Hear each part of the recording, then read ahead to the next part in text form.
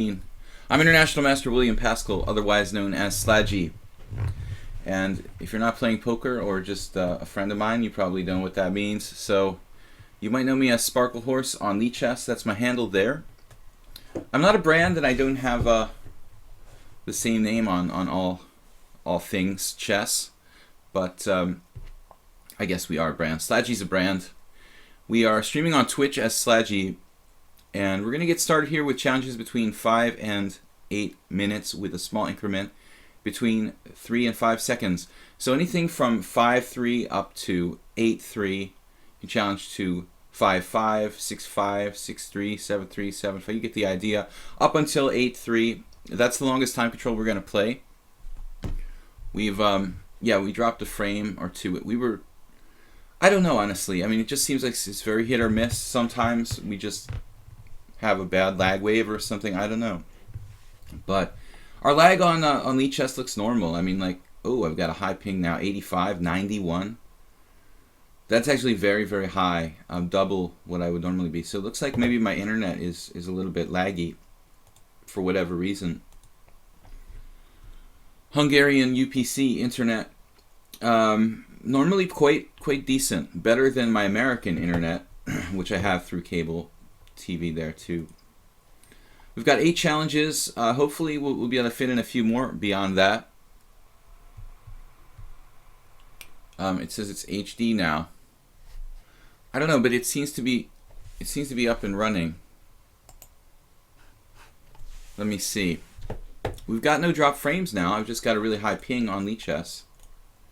But I think we can start. Now it's back to normal. So around 50 ping. I guess it just had some lag, and we're going to be alright now. So let's get started playing some blitz and classical chess here.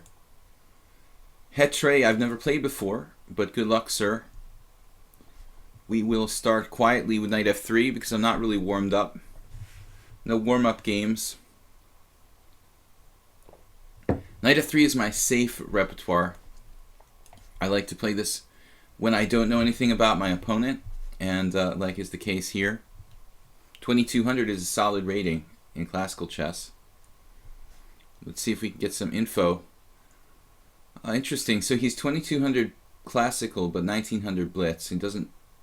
Well, he may not play a lot of bullet. I mean, I'm not going to judge people by their bullet ratings, really. I wouldn't know what mine would be. Back in the days, I used to play bullet, but not much anymore. Okay, c4, c5, we're in a mainline English here. I think, honestly, symmetrical English, one of the best ways for black to handle it. I used to think it was boring to play the symmetrical English, but I was kind of a recent convert in the last 5 or 6 years. Actually, longer than that. To be honest, I've probably been playing the symmetrical English for almost 10 years now. But the last 10 years of my life have gone by so fast that it seems like it's about half as much time. So mainline, when I first started playing chess when I was a kid, I used to play like very quietly here with d3 and play symmetrical positions with almost no advantage. But I think objectively white needs to play d4 to try to get an advantage in the opening. Probably you can't get an advantage anyway. It's the anti-Slav move order. Good point, Periode. I just had a game with Heinel Zoltan, Hungarian IM in the Hungarian Team Championship. Yes, I do like to play the anti-Slav. I was thinking, is it called the anti-Slav? Like some other good players, Jesus Niguras from Cuba, Vyacheslav Eingorn. I'm an anti-Slav specialist. I beat Richie Rapport in our one game in the anti-Slav. So c takes d4. He can also play something I learned recently, that black can actually just castle there. You know, I thought that was really correct, but it's absolutely okay for black to just castle here and to go into a kind of King's Indian. You don't really get anything by taking on c5 for white. So there's nothing better than to play like d5 or castle.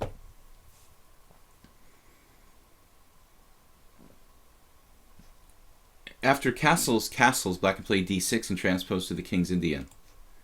So I guess my point here is that, you know, if black wants to play into a kind of King's Indian, Pano variation or whatever, with like c5 and knight c6. There's no way to stop them.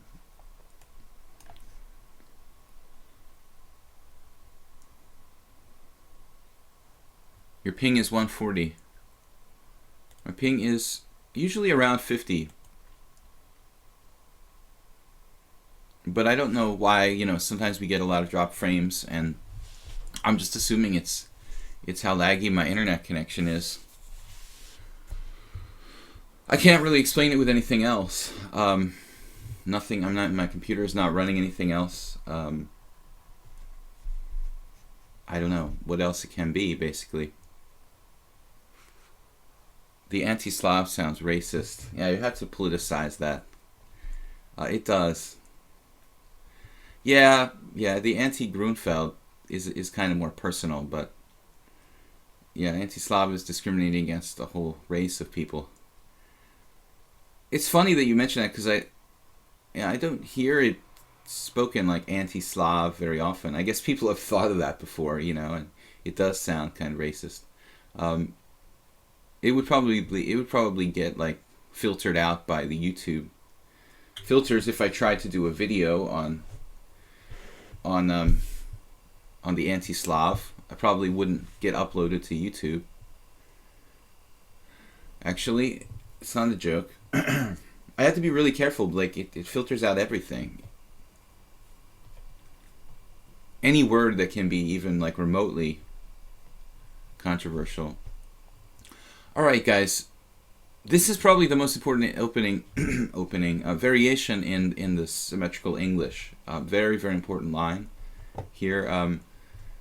A month ago, I played a game with black. The first time I've ever played this position with black since I don't know when, and I played maybe one game when I was like 1900, and I played knight g4 in this position. Don't ask how I got into this position for black, a variation I don't normally play. Just kind of wandered into it by a strange order of moves out of a modern defense or King's Indian.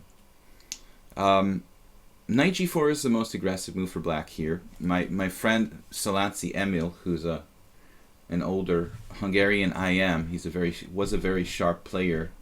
He likes to play the dragon and the Benoni. We analyzed this quite a bit with knight g4.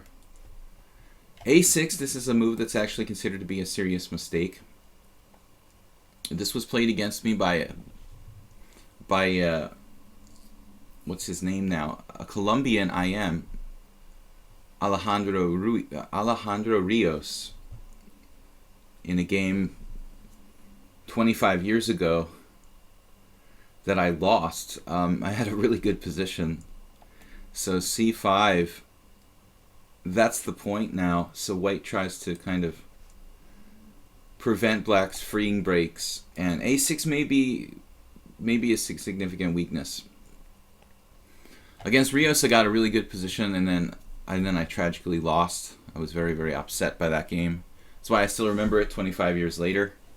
But it's a very specific position you don't encounter every day. So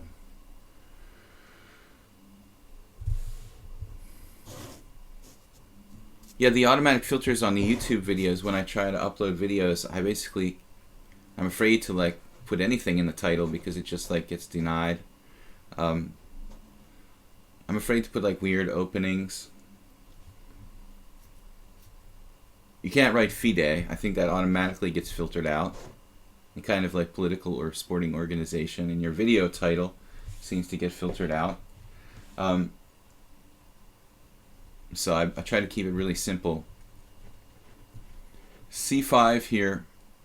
Guys, you can check out my YouTube channel, Video Chess Training on YouTube. Most of you are regulars who know about it.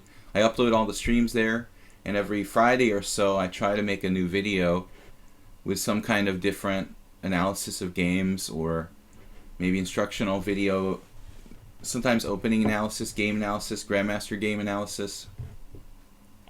Something different every week if I have time. How prepared are you for your GM tournament? Never enough. Well, I have to contact the organizer and find out the opponents. Actually, I'm glad you reminded me, Paraode, because that's something I meant to do a couple days ago. So Now bishop f4 walks into e5, which might actually be good for black. Bishop f4, e5, knight takes c6. Doesn't look... It doesn't look bad for black, actually. So I think I have to play knight b3. And this is pretty standard. Okay, we have a space advantage, and therefore we want to keep pieces on the board.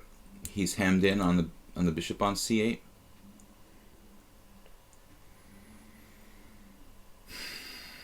But I don't know. I mean, bishop f4, I wanted to play it right away. The problem is e5, knight takes c6, e takes f4. That's one line. I might be better there, but I'm not convinced. But I guess knight e7 check, king h8, knight d5, queen takes c5, knight takes f4 would leave him with a really bad isolation of the d pawn in the center in the d5 square, though black has a really powerful dark squared bishop there. It may not be that bad for black. The other variation is bishop f4, e5, knight takes c6. No, there is no other variation.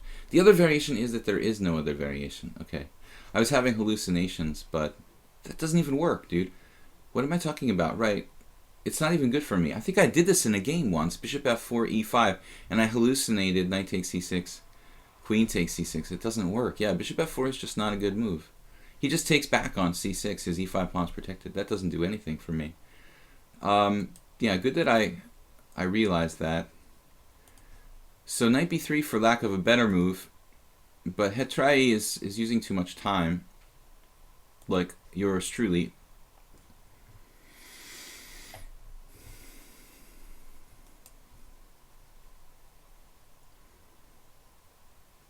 Nothing to think about here for black, in my opinion.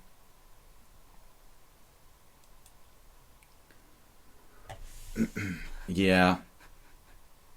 Alright, dude, now, I mean, you may be a nice person, but I have to ban you. I'm sorry, it's just an obligation.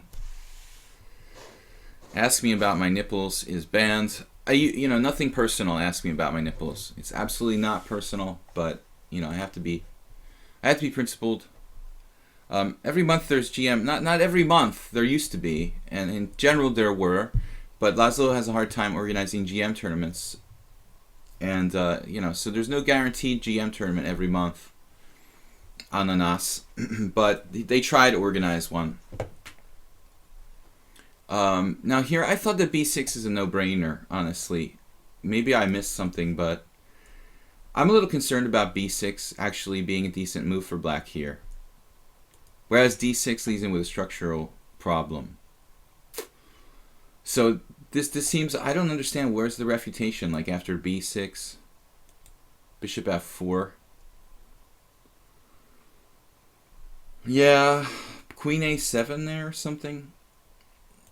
Can he get away with that? I don't know. b6 looks like an interesting try. This way he just ends up with an isolated pawn. That can't be good. Bishop f4 or pawn takes pawn are both good.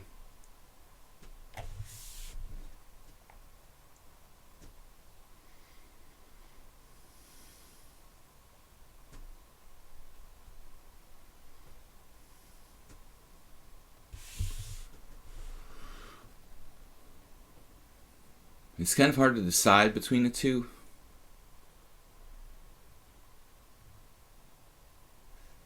All right, let's develop a piece here.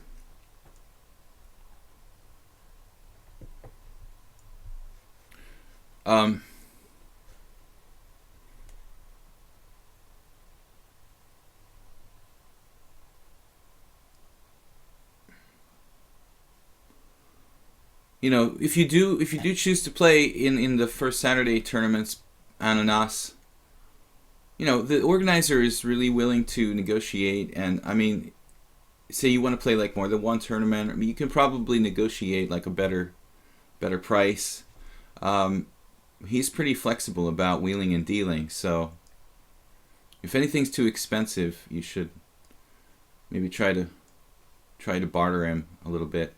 C takes D, E takes D. My club is paying for my entry to the GM tournament in April. So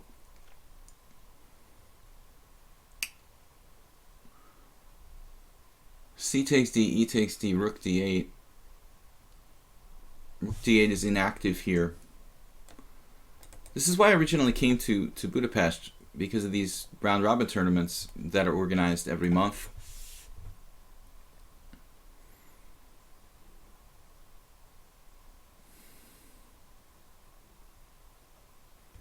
It appears that Hetrai, like myself, is one who's comfortable with the increment time control. He's not panicking because he's in time pressure.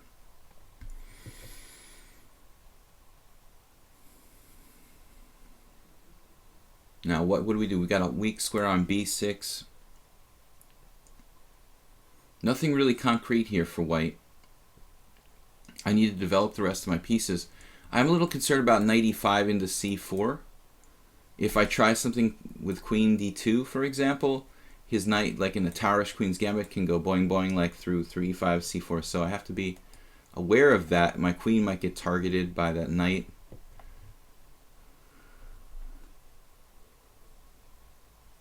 Not an earth-shaking factor here, but something to think about. Otherwise, he's also going to develop his bishop.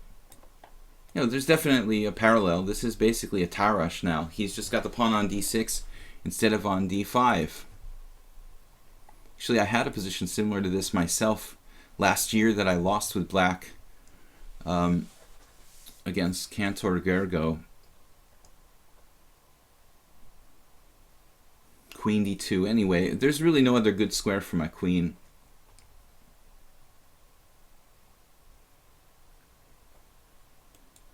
Played bishop there. Targeting my knight, potentially. That's a good move, just developing. Developing with bishop e6, hitting my knight. Knight d4. Knight takes d4, queen takes d4. Knight d4, knight takes d4, queen takes d4. Look, Mom, no discoveries.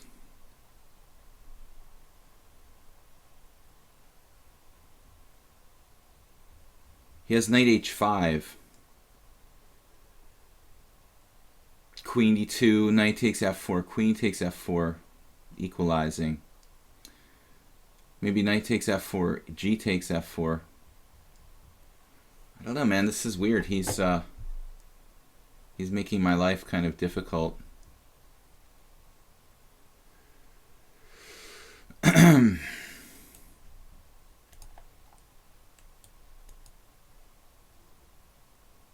I don't really like letting him play bishop takes b3.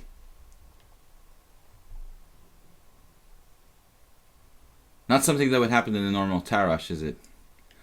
Knight to d4 takes, queen takes, knight h5, queen d2, knight takes, queen takes, bishop takes c3, rook takes c3, rook e3.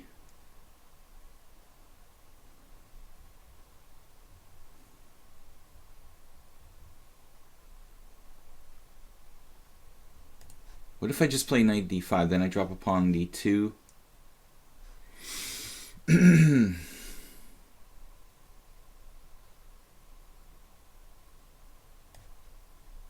All right. Do your worst, sir.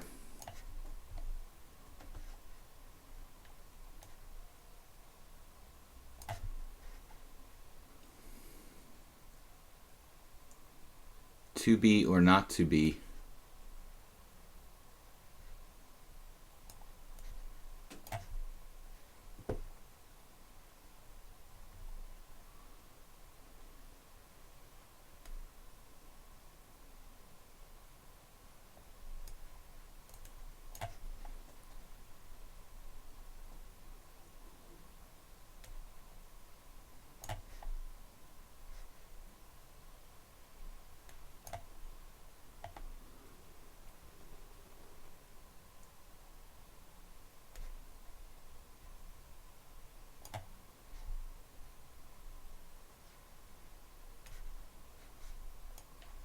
I mean, for a guy who doesn't play much bullet chess, he's pretty darn fast.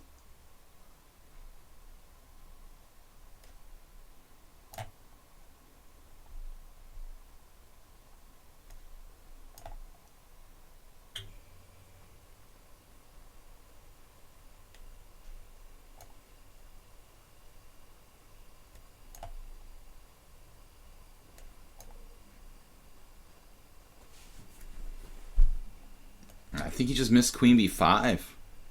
Maybe that was good.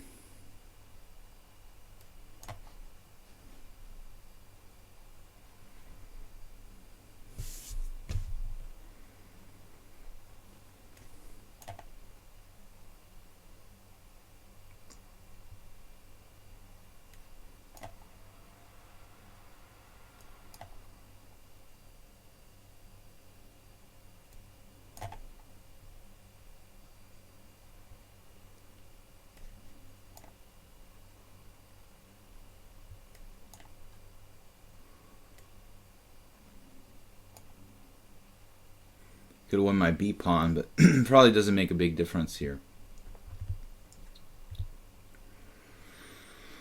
Bishop h7. Bishop g8 would have been a better move, probably the previous move. But everything's under control, ladies and gentlemen. All right, this was a pretty good game. I think he was equal, pretty much the whole game. After the opening, he was worse, but why is there no games in this position? Yeah, knight b3, b6 or b5. I guess Peter likes his move better. It's funny. So this is best play, and it's not that big an advantage. Bishop e6 is good. Take, and I think he almost equalized. Peter thinks I have a big advantage here, but I don't understand why it's so optimistic that I'm plus 1.4 in this position because of bishop g5. Alright guys, let's get started. We have a lot of challenges, so not too much time to analyze. We should play a lot of challenges. I'll try to get to as many as I can. Baku's. You guys are welcome to challenge 5-3, 5-5. It doesn't have to be 8-3.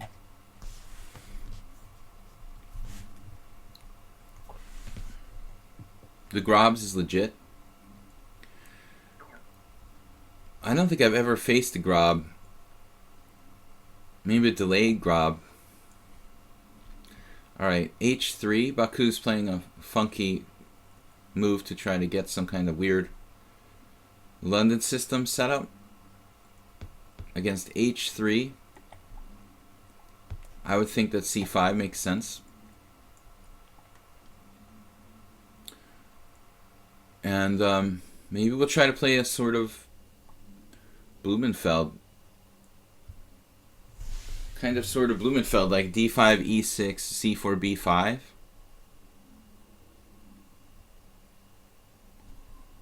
Basically, when you see a move like h3, I think the thing is to try to open the position if you're an aggressive player. White's wasted time. But we are black, so it's not like we're white and black made a really weird move like h6. White started off with an extra move, so I'm not sure we can really punish him that much.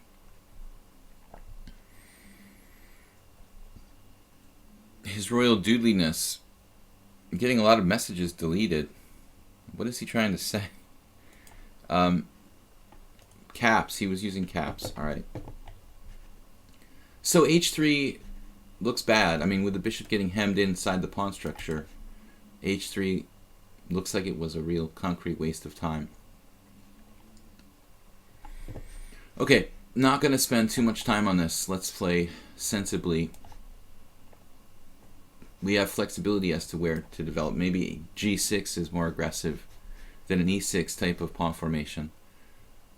Basically a Catalan, kind of like where if I played g6, Catalan where black's played h3, black is white and white is black. Baku's, what are you doing, man? That's a pretty strange formation. You're gonna play a weird hippopotamus type of thing with like g3, and maybe he's trying to do a grob. It just struck me. Who brought up the whole grob thing anyway? Well, just in case, you know, we'll play a very solid kingside pawn formation. Just in case he tries to go grob on me. D takes c5, giving up his central pawn. There's no real rationale for that here, I don't think. But check and take allows bishop d2, bishop c3. So I think that, I don't know, this is actually kind of interesting. It's a strange spot for the knight on e2, but come to think of it, knight a6 makes a lot of sense, doesn't it?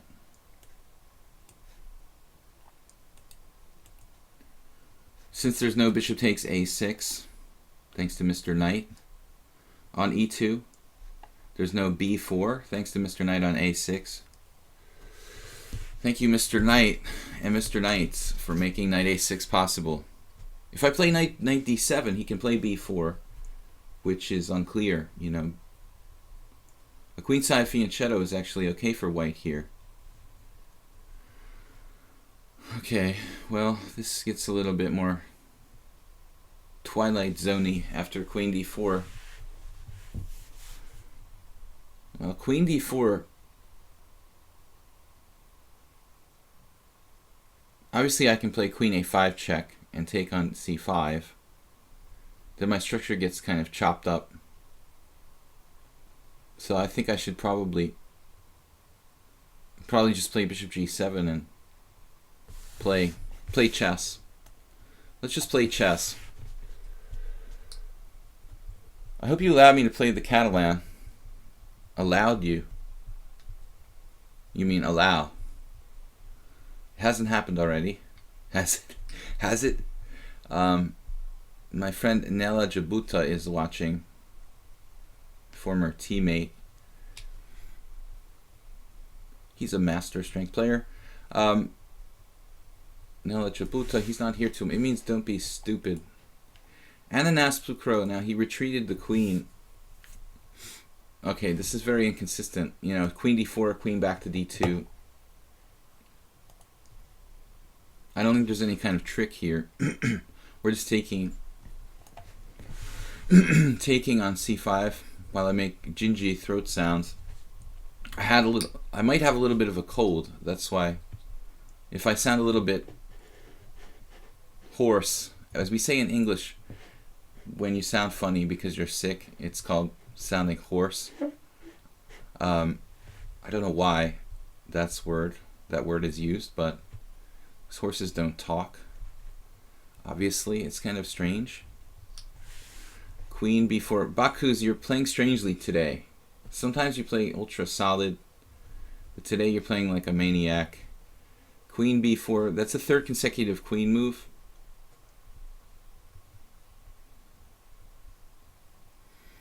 b6.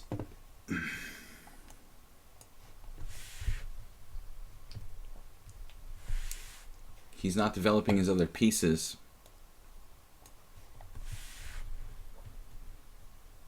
Okay, his queen has a square h4, it appears. It can run over there. But in the meantime, I've developed most of my pieces and white has not. But I don't chase pieces for the sake of attacking them. You know, like the queen on b4 is badly placed, so I don't have any compulsion to play something like a5. This is a bad habit that a lot of beginners get into. You know, just like attacking pieces for the sake of attacking them. Now, knight e4 actually looks like a pretty decent move here.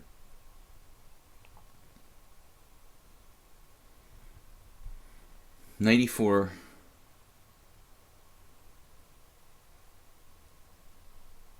Knight takes e4. Knight takes e4.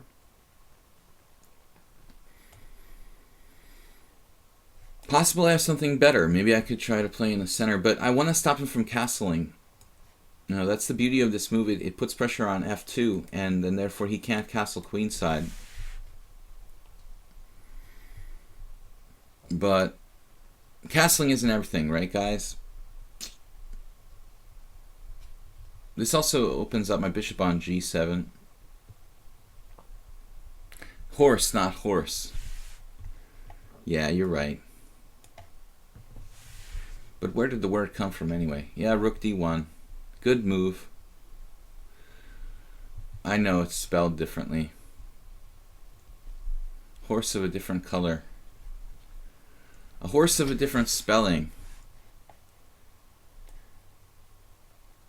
Oh man, that's such a sick bishop. d2, like, but it's gonna slip away if I don't take it. It does seem strange to take it, doesn't it? It's a pity to take it.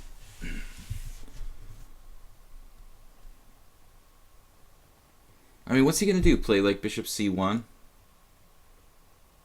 I honestly underestimated this whole concept of playing rook d1. It's not that bad under the circumstances. What about his queen, though? His queen is almost trapped now with my knight on e4. I was saying how I didn't like a5 earlier, but now we have to calculate. That queen is almost seriously trapped. It looks like he has a3, kind of a safe haven here. I could play a5 and b5. a5, queen b3. Knight c5, queen a3, and then there's no way to attack it. I can't play b5, I don't have time.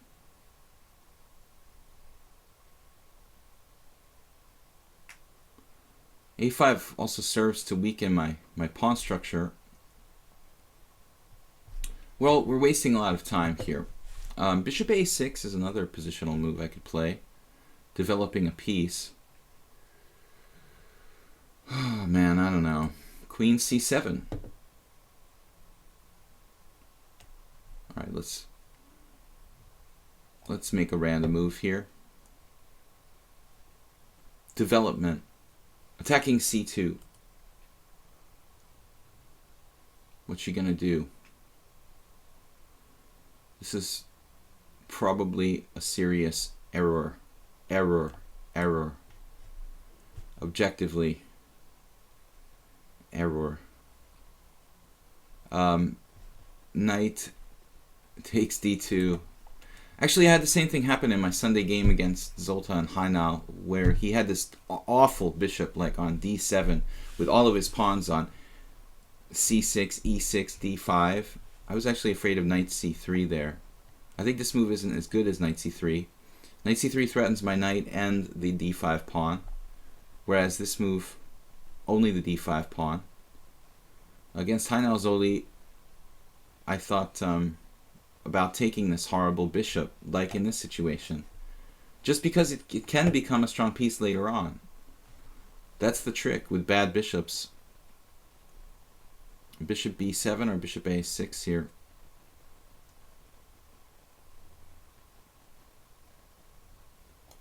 I don't know. He's playing fast, though. And I just have to make decisions. Bishop d3. a5, anybody? a5, queen b3 is not that clear. So Baku's, after this ridiculous opening, has an almost reasonable position. The emphasis on the almost. It's not that bad. Except for the fact that he's probably losing a piece. He's not losing a piece, is he? He's not actually losing a piece, right?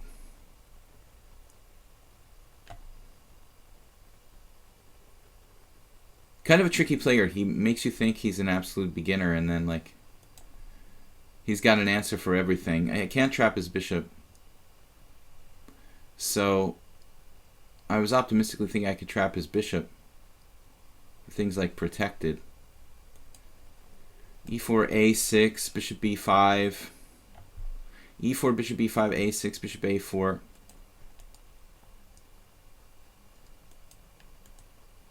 Almost works. But I don't see how it works. Let's just reinforce the center. All I have is this bishops and a better center. That's all. 2 bishops and a better center. I don't see a way to win by force. And going on some tangent with like a5 looks like it weakens my position. So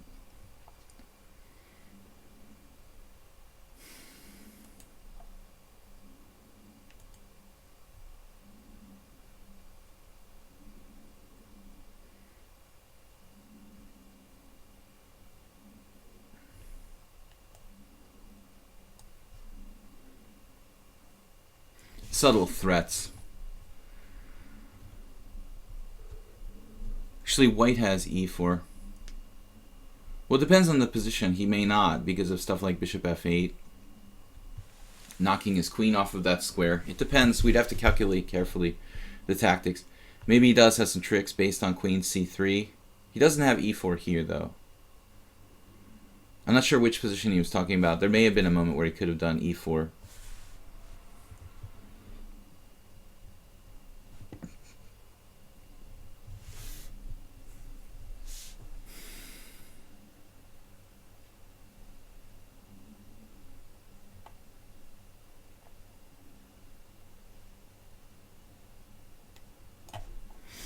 Okay, I don't know. Baku's is sort of a original player. Strategically, he's putting all his pawns on the right color and stuff of that sort. I'm about to lose on time.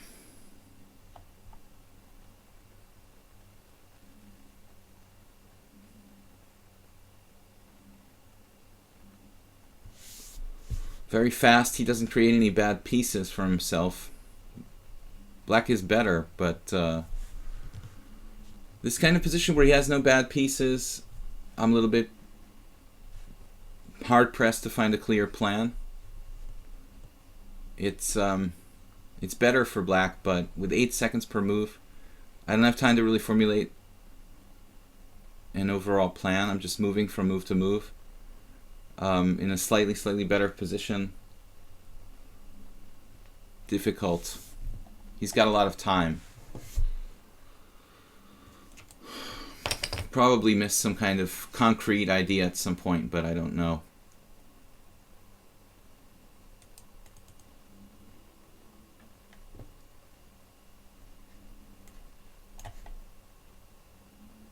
Damn, look how solid he is. Putting pressure on my center indirectly.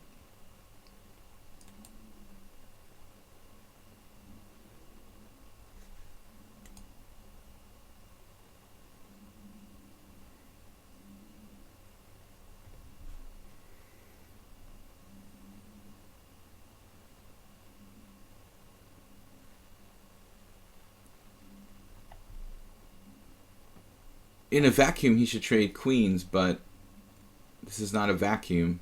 I mean, he's got a very specific position. It looks risky to play, but I think he should probably keep the queens on. Unless he has a clear win or something, you know, like winning my pawn in the center. Unless he has a really good reason to do this, I would have preferred something else for him there.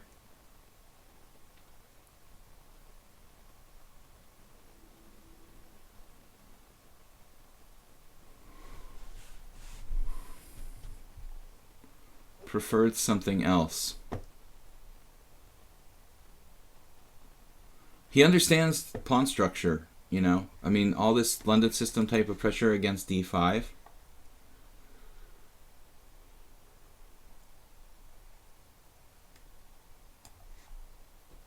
His knight's really bad, though. No outpost, no space for it to operate.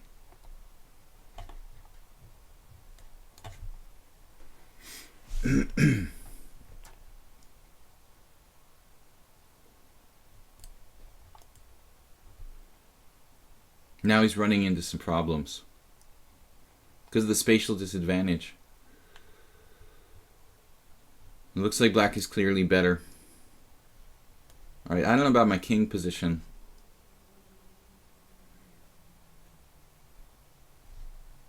He's getting away. Look how difficult it is to get him. Interesting player. What a weird style, though. Totally atypical. Playing positionally. Oh, I think I blundered. Alright. Finally, we just pick up this wonderful pawn there.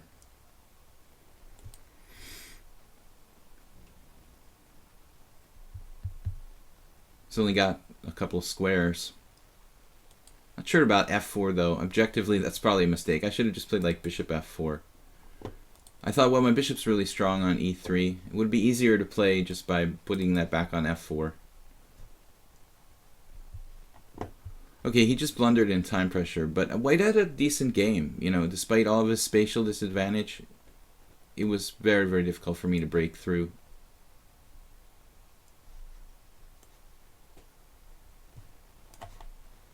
Guess I should play bishop b6 here, defending my rook d8 again.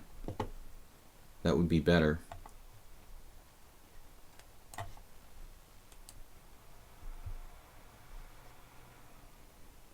Now we have to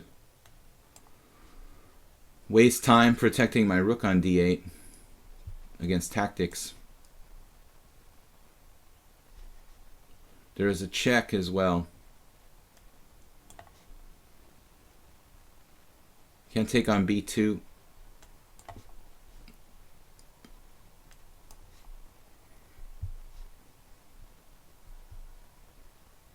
And we finally get an e4. That's lights out. Lights out. No, you shouldn't take.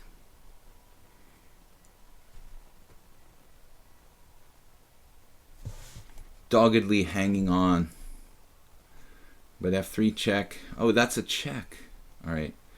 Yeah, it's interesting. Just for a moment, you know, if you guys want to see this position, like, it looks very, very good for black optically, but I'm not thinking that it's as big an advantage as I thought. So around here, castles. I played the best move, probably knight e4. Knight takes e4, knight takes e4. Just, I'm not sure what you're supposed to do in this position for black, honestly. I mean, the computer says my advantage is 1.6. I'm not up any concrete material. Just as like pure sort of strategic advantage. He missed knight c3 there. Queen c7 was a bad move. Yeah, so the engine, like, for example, this is what I was talking about. It says knight takes d2. That's what I did. It's the best move, taking this bad bishop on d2. That's the best move. Here I had a tactical strike with maybe d4. Because his knight on f4 is not secure, I can mess up his whole pawn structure. Okay, guys. Ananas, a+3. I didn't even see it was a check. We were just playing it on principle, you know. I don't see it's a check. I saw it was a check before he resigned, but I didn't see it was a check when I made the move. I saw it was a check like while he was thinking. Ananas, I'm sorry I got white, buddy. We'll play an e4 game. Last time I played like a crazy person, I managed to draw. Well, you were only like pretending to play like a crazy person, and then you started to play normally after a while. You sort of tried to trick me. Ooh, French defense. Alright. We played a couple of advanced variations inspired by Nimzovich lately, but that's not my main intention to play advanced variation. I don't really think that's the best. But I just want to caution you that I'm not going to play e4 against French defense players in serious games. In most cases, French isn't really an opening I have an easy time against. If I can handpick my opponents, it wouldn't be French defense players. I like to play e4 against specific opponents who play specific things, but the French isn't really one of them. I do have quite a few games with knight to c3.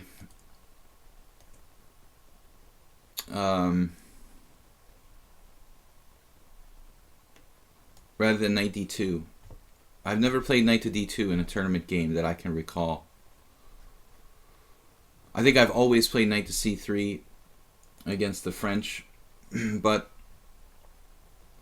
I don't feel that comfortable playing the white side of the winnower. Very complicated. Yeah, Bakuzo, I thought you were going to play the London, but you did h3 on move 2.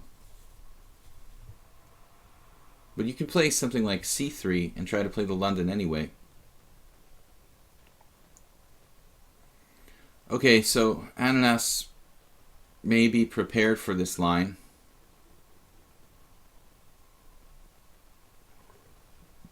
I don't think that white has a lot of moves in this position. a3. a3 may be... a3 may be like one of the main lines, if I remember correctly. I kind of borrowed this from a friend. I had a friend who later betrayed me, but this friend used to play the white side of the Tarash really well, and I kind of learned by watching him. But I've had some hard times. I've had some hard times against some players who played is this right? Yeah. I've had some hard times against players who really know what they're doing with black in this position. Hopefully Ananas is just learning the French, and he doesn't know this variation very deeply. But there are some Grandmaster games where white gets like butchered. So this is a very, very good variation against beginners and maybe in blitz. But if you play this for white in a tournament game, you really, really, really have to deeply know what you're doing. I'm not sure how safe it is. So playing h4, leaving the king in the center is pretty risky.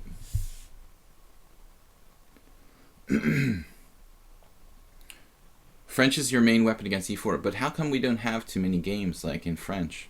I guess for some reason I haven't really played e4 against Ananas.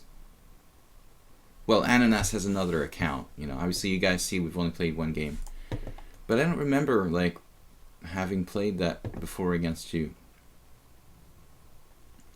Now I can't play bishop d3 because it drops a pawn on d4. a3 is possible, but it is rather weakening for white. That's why I prefer not to play it.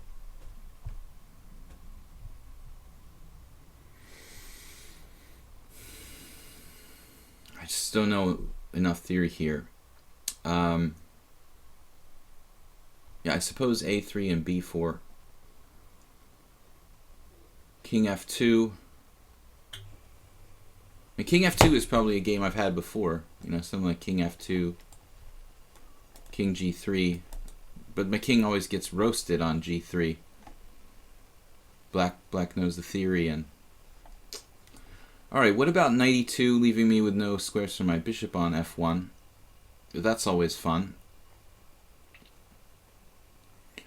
Process of elimination is usually a good way to play such positions. By process of elimination, bishop d3 is not possible. That's bad. Knight e2 is bad because it blocks my bishop on f1. So we have some kind of waiting moves along the lines of like a3.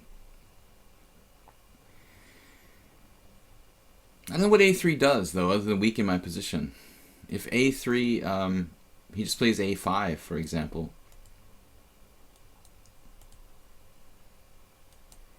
What's my plan here? King f2. I guess this is theory.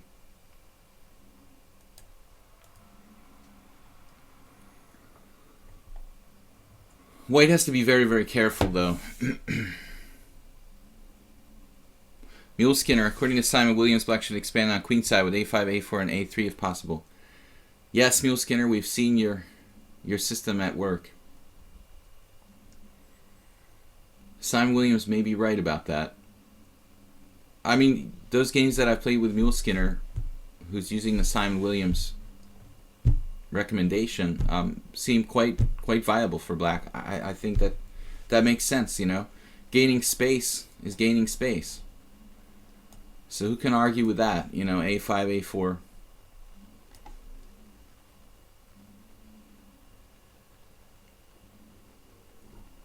Ananas exchanged on d4. Okay, now f6. King g3, right?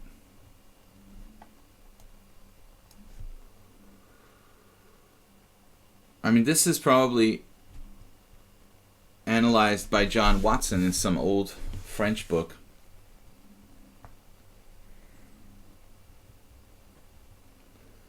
Bishop d3.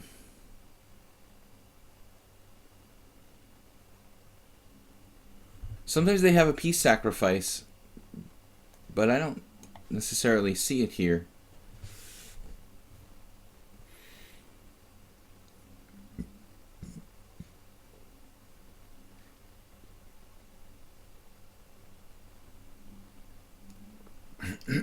One thing I have noticed is that oftentimes when I analyze these type of positions with the computer engine, these sacrifices on h7 don't always work. I have to be really careful. I think there was a funny game once against Kyria Kospes, another player who played regularly, a Greek player here on the stream, who also plays this line for black, Mule Skinner. And I remember once I had my knight on e2. I had somehow had to play knight e2, and I did like a bishop takes h7 sacrifice, and I was about to play knight g5 when I realized that my knight was like interfering with my queen's range of motion, like it couldn't go to h5. So I'm like sacrificing a bishop on h7 with the intention of playing knight g5 and queen h5, but my knight was on e2, and I just like lost a piece for nothing.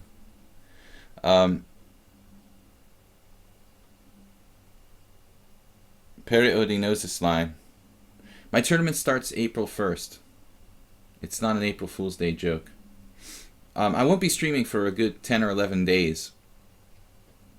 I mean, I'm not ruling out like a possible surprise stream or something if I get the time, but I want to focus on yeah, so the first week and a half of April I won't be streaming.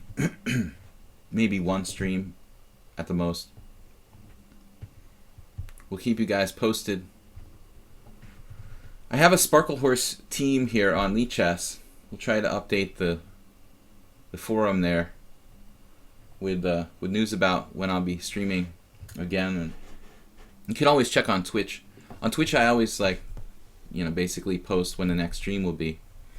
I'm not planning on playing the white side of the French defense in my tournament. I play e4 for specific opponents, but it's not my default opening with white. There was a time when I was playing e4 fairly regularly, like even in Swiss tournaments, and I would occasionally get a French.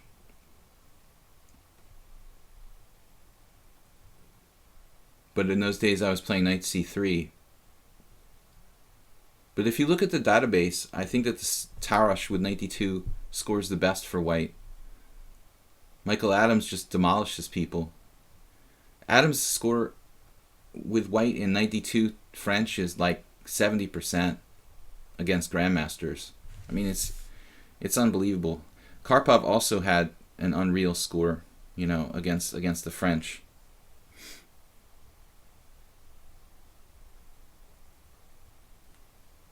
Ananas taking a lot of time here. So, I mean, normally we're taking with the f pawn. Obviously, if I take the other way, he would have access to like c5 and e4. You know, he doesn't have a rook takes f3 type of sacrifice, because I have another knight to take its place. Rook takes f3 in the Tarrasch French happens. And I don't think he has this, but he did it anyway. Wow.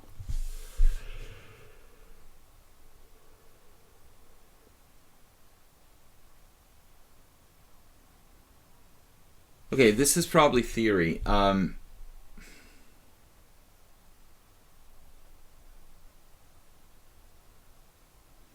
I remember once Lebojevic lost a game in this line with white. Well, if it doesn't work, it doesn't work. Bishop takes h7. I had a game like that with someone. I don't think I can afford to do that now. I have to take the piece. Is this sound? Is there a mate here?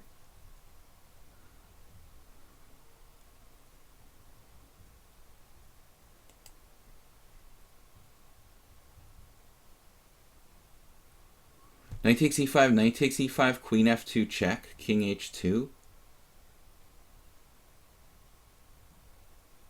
I'm missing something, I think.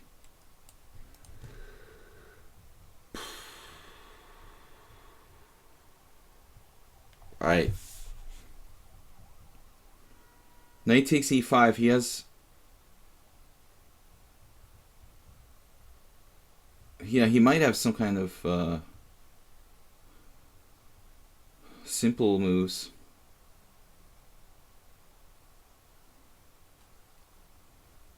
Knight takes e5, queen f2 check, king h2. Now, if queen takes h4 check, knight h3, and it looks like I'm a piece up, 2 pieces up, but he's you know, gonna pin my knight on e5 to my king, and it's kind of tricky to protect it. It looks like I can, though. Probably not forever. The alternative to not take on e5 looks really bad. Okay, now let's see.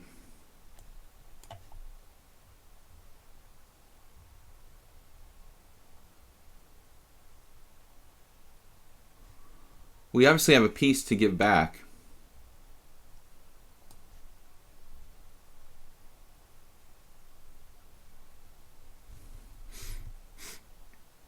It doesn't seem quite...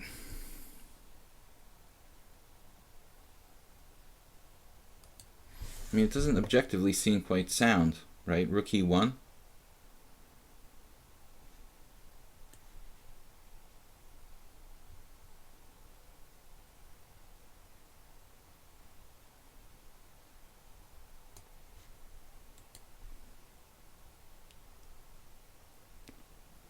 We're up 2 pieces for 3 pawns, 4 pawns, 3 pawns. 2 pieces for 3 pawns. There are variations where this works. You know, maybe he's not supposed to play queen takes h4 check. Maybe he can do like bishop d6 right away. No, there I have knight f3. That doesn't... Yeah, actually, that makes some sense, right? Rook takes f3.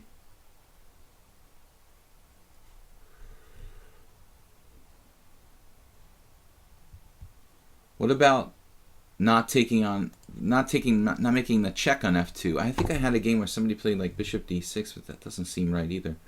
Yeah, I think this is just not the right position for this sacrifice. It's just not the right... It looks similar to like one of those sacrifices, but it might not be the right situation.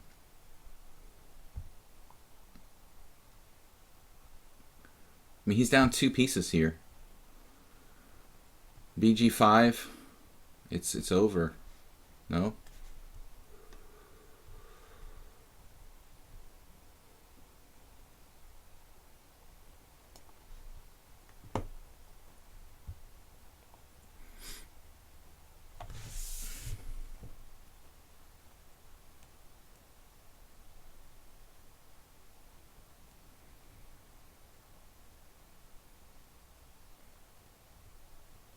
But now we get h5 for the queen, which is basically... This has got to be like mating.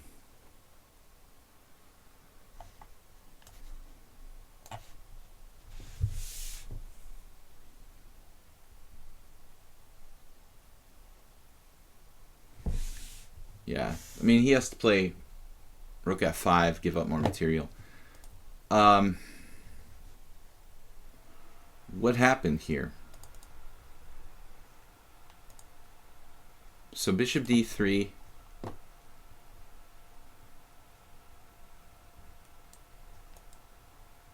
What? You're supposed to take on d4. I'm supposed to play knight h3. This line looks kind of dubious. Balinas is not really a great company to be in. He's an old Filipino grandmaster, but he was pretty weak toward the end. What did I do wrong? But it's kind of strange that there's not more games here. Alright, so everybody plays h5 for white, or g3. Okay, the lichess database is not so complete. a3 is a move. This is pretty risky, king f2. And now he's supposed to play f6, king g3, Balinas. So f takes e5 right away, maybe. Here he has knight takes d4. That's the idea, is to sacrifice a piece a different way. And this is a better version, I guess. Knight takes d4, and now f takes e5.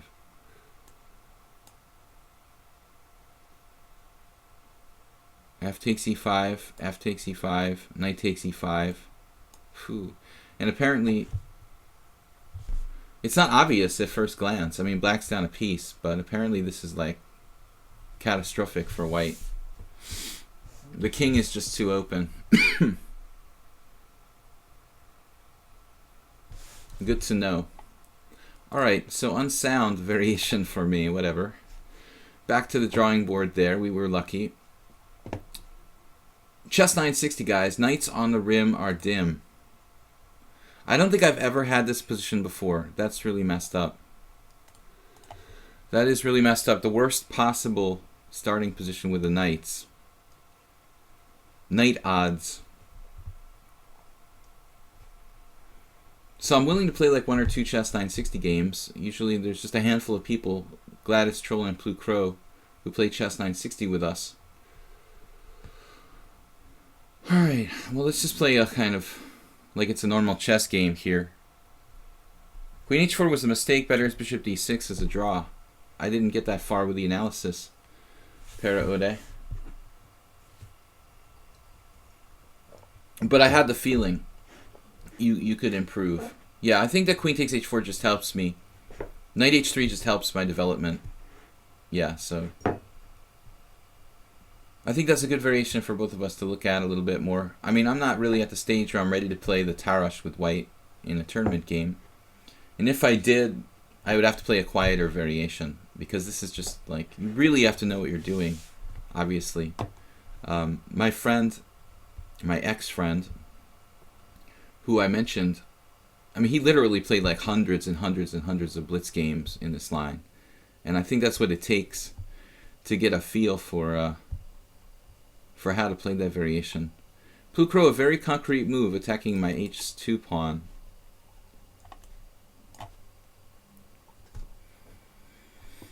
It's the Sicilian.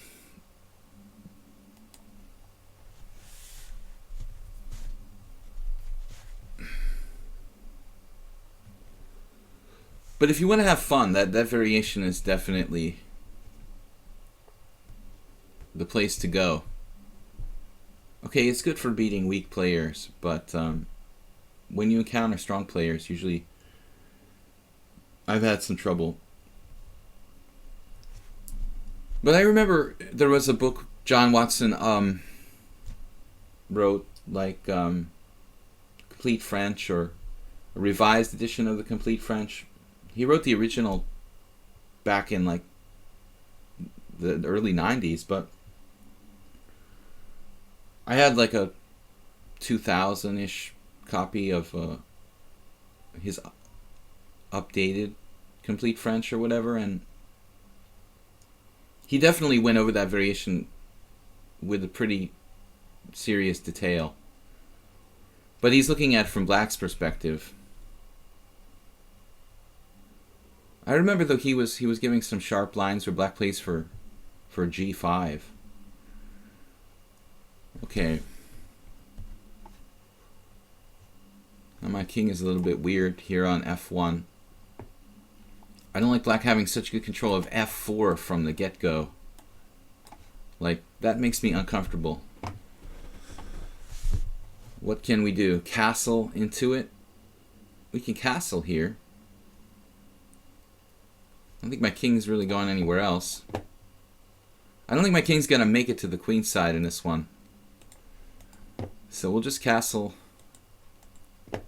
And I like the fact that he can't play like h5, h4. I feel a little more secure knowing that that's not going to happen right away, at least. You know, typically that's a way to attack a knight on g3 or g6. So b6.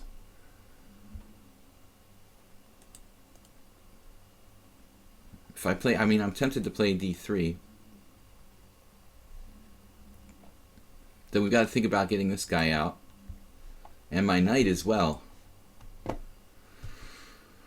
It's hard to make all the people happy, you know. It's going to take a while to get them all in the game. This bishop a6 is a problem. It's going to be a problem. I mean, like d4, bishop a6 was very awkward. I'm kind of a pessimist by nature, so oftentimes I look at positions and think I'm worse. But he has a lot of the same problems I do here. So this difference with c5 and e4 makes a lot of difference, though. We have more space on the king side. Black has more space on the queen side. Play the French, sorry. Play the French new edition. He went into a lot of detail on, I mean, it's an old book and there's a lot of newer games, but it's not like a really, really, really trendy variation. I mean, I don't see it popping up in Grandmaster games that often. Actually, most people with Black are oftentimes playing different lines. You know, I mean, c5 is very, very popular against the Tarrasch. So you see c5 more often than knight f6. But knight f6, I think that actually Watson went over two lines in that book. He went over knight f6 and c5. So that was kind of a cool feature of that. He's an excellent chess author, by the way, and very diligent. I remember watching John Watson analyze one of his tournament games once. And what's funny about Watson is that most people care about the game. You know, they played the game and they care about winning and losing. But with John Watson, it seemed like he cared more about the post-mortem than he cared about the game itself. Like, he lost this game, I remember, once to my friend, or he played a game with my friend Facundo Pierrot, and he was more interested. He didn't care that he lost. He was just more interested in like analyzing the game afterwards, like a true chess analyst. Man, my pieces need to get in the game here. What am I going to do? He's going to take on e4. How am I going to take back? If I take on d5, I give up my center. My knights and my bishop are catastrophe on the queen side. a3. Nice knight, huh? Why do I feel like I'm crushed? I feel like I'm crushed. I'm paranoid about bishop a6 winning the exchange. I mean, maybe that's not paranoia, I don't know. Maybe that's just reality. I have some tricks, though. Pawn takes pawn, bishop a6, queen takes queen, rook takes queen, rook d1, saving the day. We actually don't lose the exchange immediately.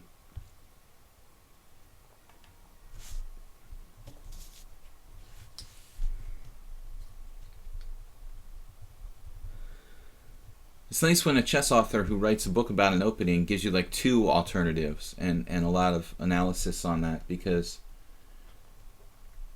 people are inherently lazy and they normally don't give you so much information.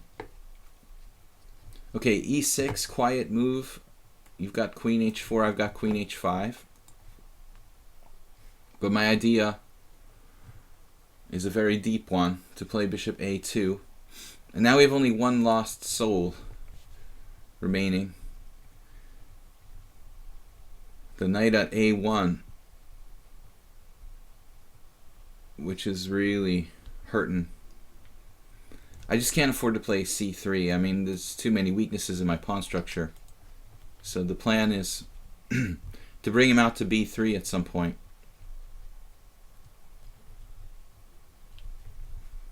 Chess 960 is hard. I mean, it just seems like the openings develop more slowly. The pieces aren't as well coordinated, and the opening develops more slowly than in normal chess. It seems to me. More closed positions occur. I don't know if that's because of me or because of the way I play chess 960 or because of chess 960, but that's just the feeling that generally speaking, the games develop into more closed, sort of strategic affairs more often than in normal chess.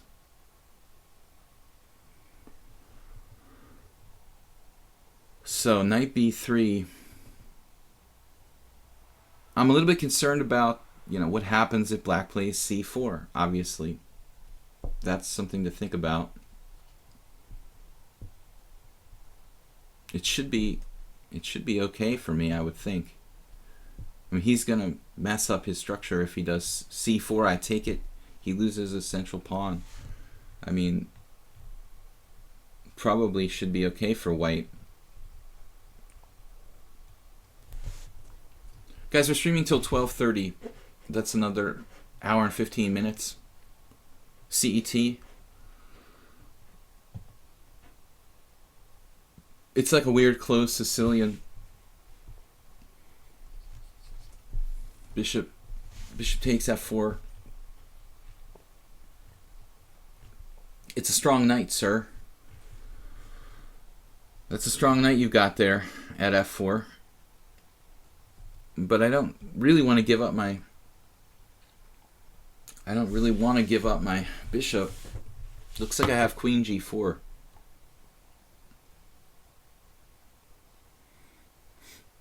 Unfortunately, queen g4 walks directly into f5. So that's scratch that idea. Queen f3. Queen f3 looks interesting.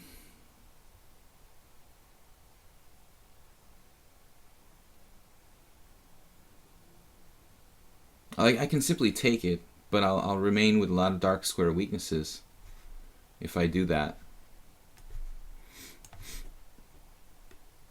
I could also play knight h5, but that doesn't do too much for my development.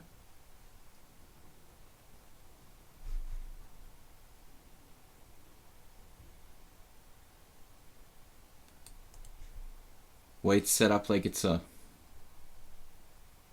What does it look like? Some kind of Vienna game with my knight on... a Vienna game with my knight on b3. This is a bizarre and ridiculous piece, which should be on c3 right now, enhancing my control of e4 and d5. On b3, the piece just... Oh no, blue crow. g5.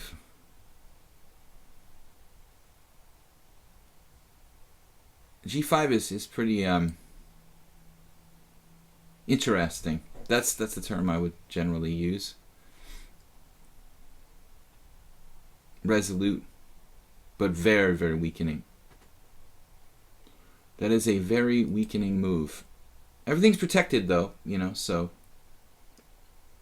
it's interesting. All right, we got to do something and do something fast, I guess. Maybe bishop takes an e5? e5? Do I get overextended? Let's go for it. This is going to get weird. 12 seconds. E5. Hey man, it's your king side. Whatever floats your boat. I mean, G5 is pretty extreme. Extreme sport. Alright, we're out of there. We're taking that off. We're sinking a knight onto H5. Sinking a knight onto F6 if I can. What is going on now? I upped the screw there. Damn, dude.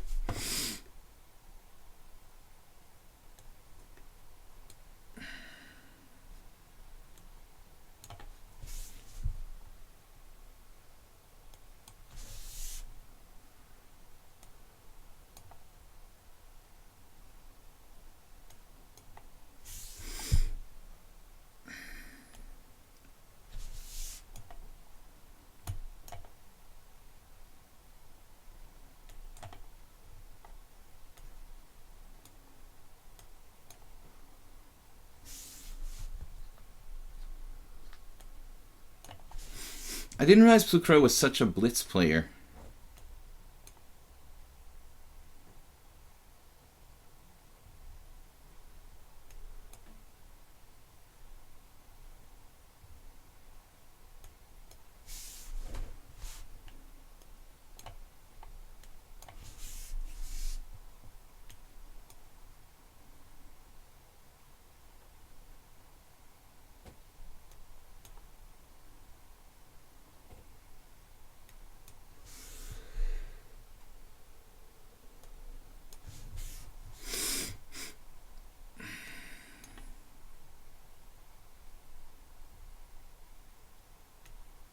Oh my god.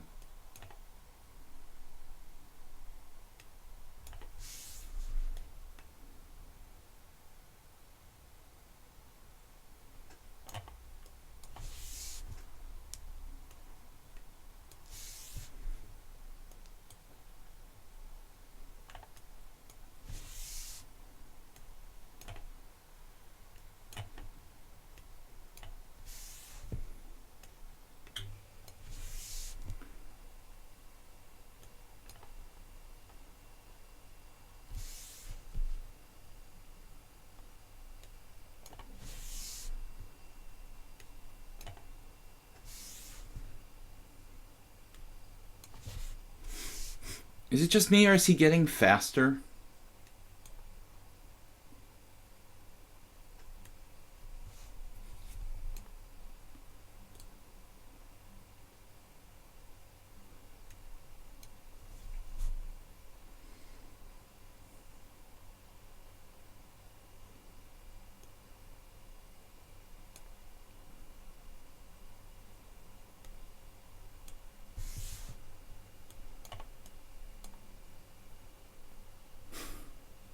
Plucro, are you getting faster?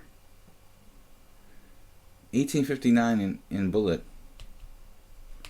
Wow, what an interesting game. Just 55 moves. World loser.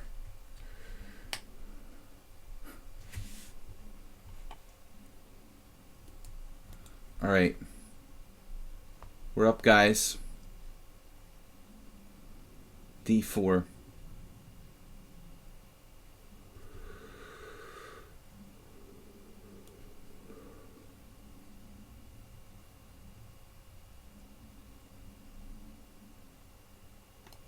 All right, we have time for one more hour worth of games here. Didn't have too much time to commentate the end. It was a really messy position with closed structure. I think that Plucro was better at some point. I think it was clear that he was better. When he had the slicing bishops attacking my king side, I was very uncomfortable. And I think we were lucky to survive. Okay, so b6 is a kind of trendy new move. He doesn't try to exploit it with e4. And we're basically transposing to a Queen's Indian after knight f3. Queens of the not really correct. It's actually a different variation of the Nimzo. It's no longer like a classical variation. It's actually whatever they call it, different names for it. Flexible variation according to Gligorich, who wrote a really important book on the Nimzo. Now, bishop f4 is a strange move. Bishop h4 is standard. Bishop f4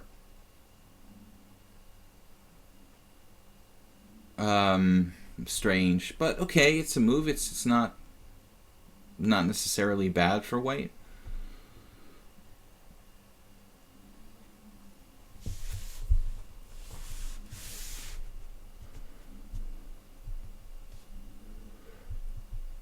Mu Povach. I'm sorry, I say Povach, but I don't know how to Povats. How do you pronounce that? Like tsa? MUP. How is this Slavic pronunciation of the C at the end, the Serbian name? I keep saying it like a Hungarian name, but is it like tsa with the TS sound? Fide Master. Yeah, after bishop h4, g5, knight e4, it's main line. World loser, of course. I've won and lost games in that position with black. Bishop f4. I'm just not sure how to react with bishop f4. I was looking at d6, queen a4 check, knight c6. That doesn't really look right for me, but it doesn't lose a piece either. So I wasn't sure. d6. I'm thinking too long here, honestly. That is good, the tsa sound.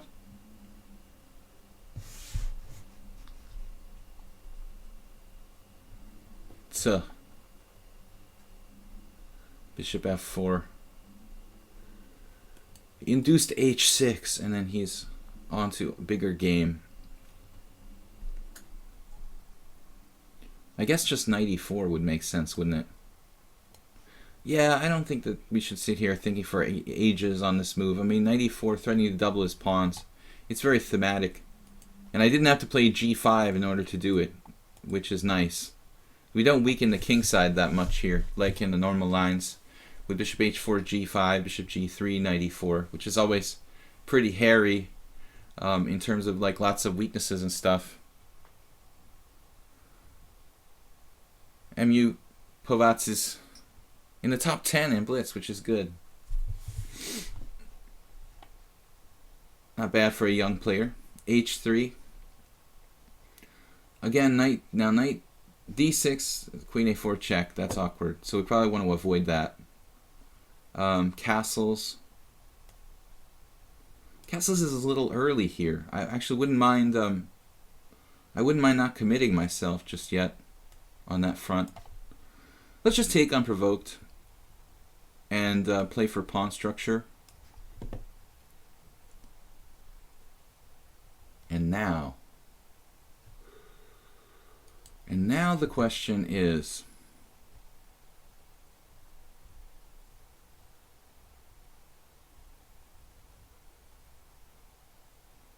I feel a little uncomfortable about this. We're probably going to have to come home with the knight. I don't like f5 here. It looks like bad news, but maybe it's not because of this diagonal. Maybe he can't play g4 because it's too weakening. Or maybe we're being paranoid. We're being a little bit paranoid. I guess f5 is okay. I was thinking about coming home. I mean, for that matter, I can play the other knight to f6. Then my other knight is really stuck there forever, though. This knight has its duties. Alright. Alright, I mean, f5 makes sense. It's standard Nimzovich type of setup for black. Nimzovich.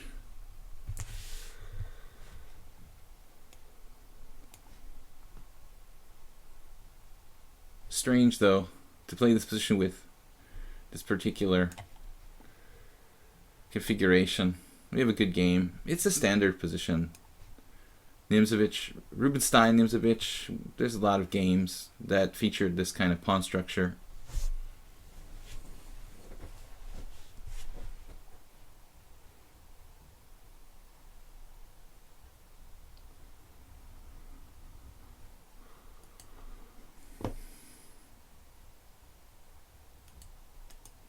But the setup, how the setup with black here, I'm not really sure. Controversial position. Queen h4. You gotta watch out for little tactical tricks. I mean, queen e7 looks normal.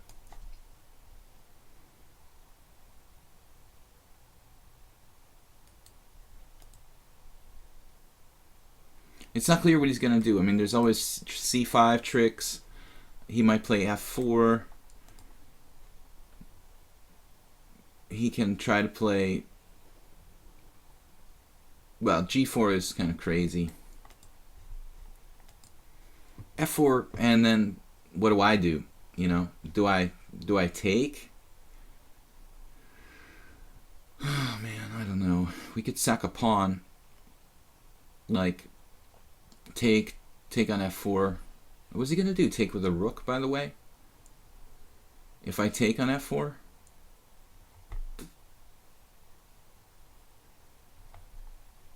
Theoretically, maybe I should push to e4, but this changes the whole position.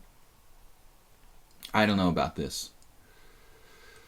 Yeah, I really don't like this e4 move. I regret doing it already. Okay, it's a way to play. His bishop is bad. It's a way to play. He has a massive time advantage, pretty much.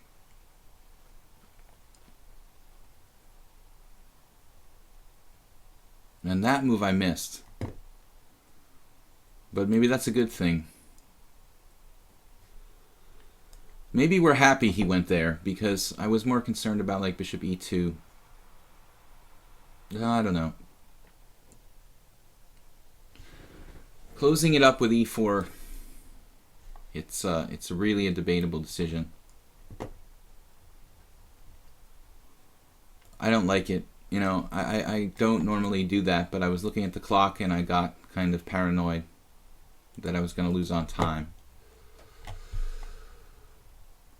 Plus, I honestly don't think that world losers happier in like the closed type of position.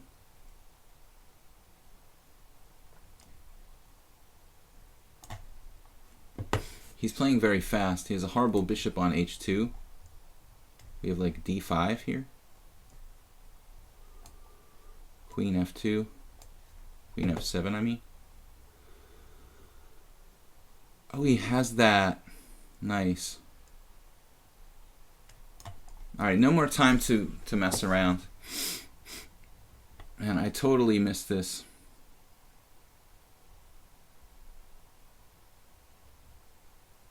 Look how fast he is. I missed queen a2 entirely.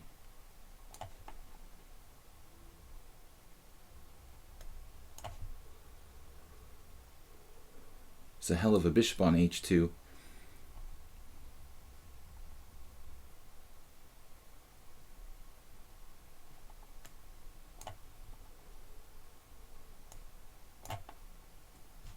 Oh no.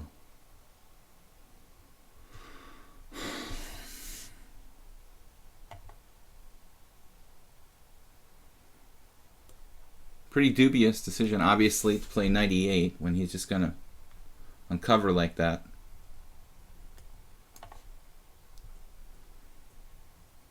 Evaluation of position unclear.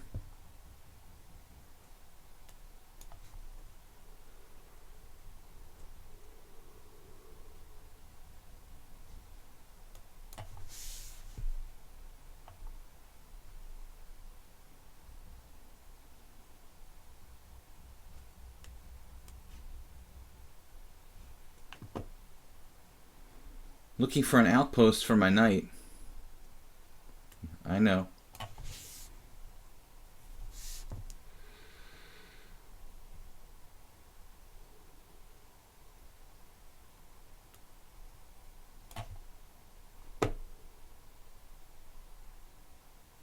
found an outpost. Where loser's playing too fast. This is his character flaw.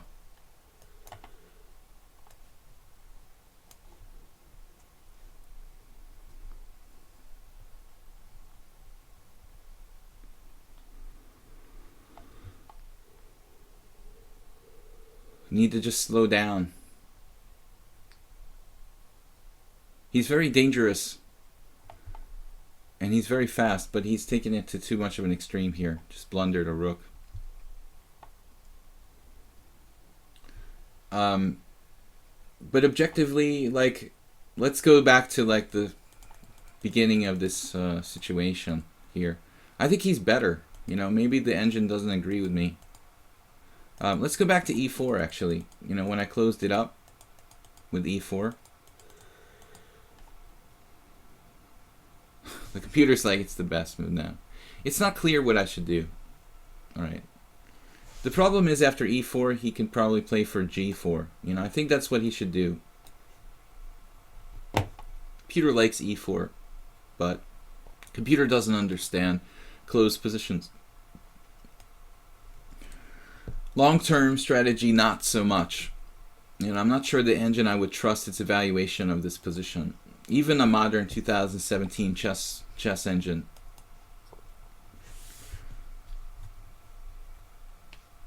I started to satisfy myself by online playing, where I can meet a bunch of good players. Mupovats, like, you don't play much. I guess you said you were a policeman, so you don't have time to play in tournaments, I guess. Well, still, you should have some time to play. Okay, constant change. We're having a discussion in the Karo Khan lately, and I'm seriously thinking about playing it, if necessary, in a tournament game.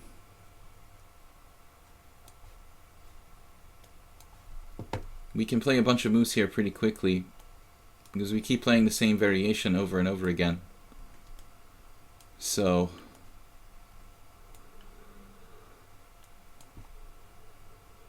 bishop f4, queen a5 check. I should look at this though. Queen a5 check, bishop d2, bishop b4. I'm not sure what the deal is with that. The same game we played the other day.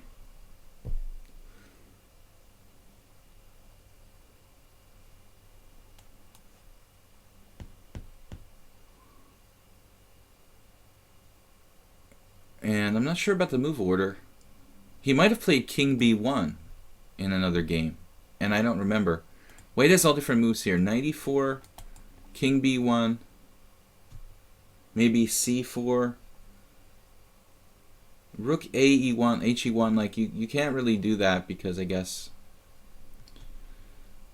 you've got to watch out for the h pawn. So typically king b1, maybe queen e2 is a move. Queen back to e2, which kind of like threatens to play knight e5, but knight e4. So Wesley, we had a similar game the other day, but there was one game where my bishop was already on d6. I guess he had played king b1, I had played bishop d6, and then I played knight f6 and he played queen h4. But this is like an older game. Now when I looked at this on the engine, I think, you know, it's suggesting queen e5 or something is even a move, but queen d3 and queen d3 is probably normal, queen e2, but he likes queen h4, which is interesting. Queen h4 is a non-standard kind of plan. Queen e2 supports knight e5, this idea. It gets the queen off the d file, so he doesn't have to worry about the rook on d8 bothering his queen. Castling kingside is just dangerous for black in these kind of structures because it's just a really, really fast g4, g5 typically. Here I don't have a lot of counterplay. I guess you could play like a5, a4. a5, knight e5, a4. But it looks kind of weird and slow to me. to do a5, a4 here with the queen on c7. So I kind of prefer, I would prefer castles, maybe bishop d6. But castles prevents knight e5, so to me that looks right. Preventing knight e5. And what does white do? Saji, his last tournament was this is police officer master from Serbia, Kovac. His last tournament was Gligoric Cup 2013. Yeah, in middle age, it's hard to have time to play chess.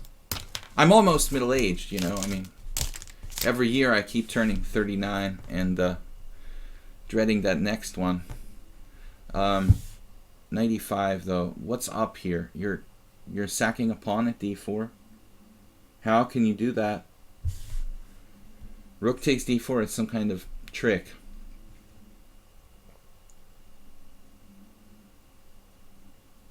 Let's just hope it's a blunder, because occasionally constant change will make outright blunders. It looks like he could have made a blunder. I see some really sophisticated, crazy stuff, but come on now. Rook takes d4. It's not important, it's just your central pawn. Rook takes d4, threatening rook e4, winning a piece. Rook takes d4, what does white do?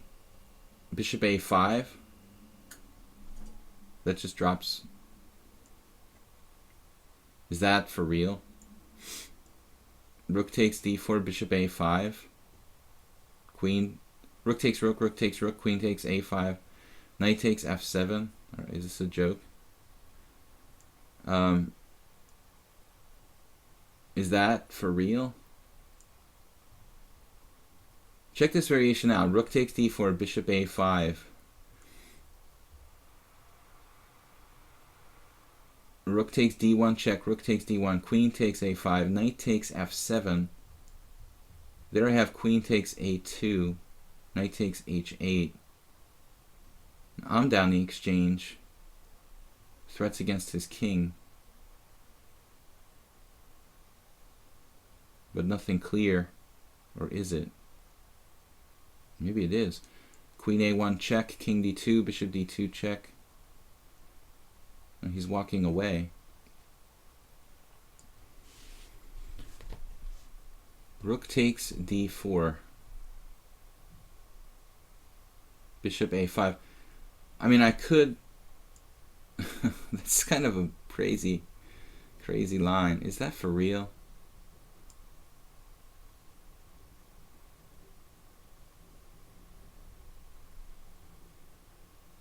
Rook takes d4, bishop a5.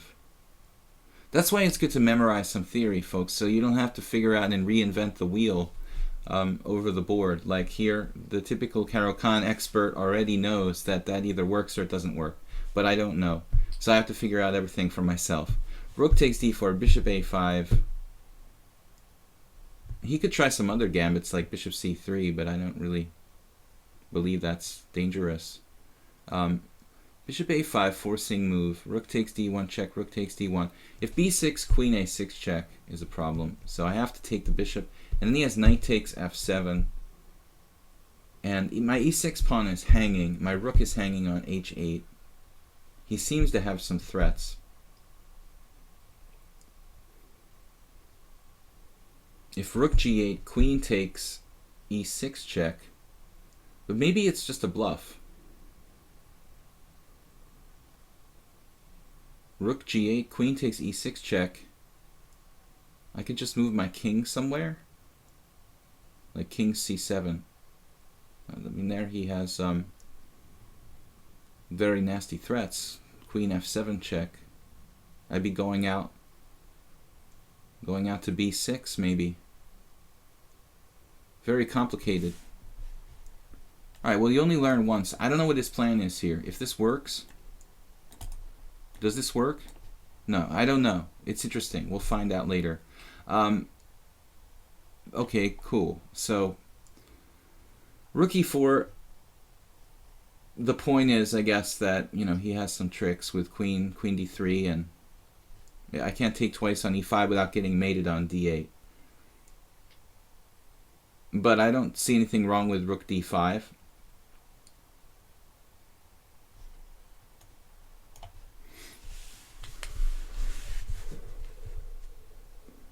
It's very possible he just blundered or made this up over the board. I don't think after king b1 I'm quite confident that this is not a prepared sacrifice of any kind. Here I have bishop b4. Interesting move.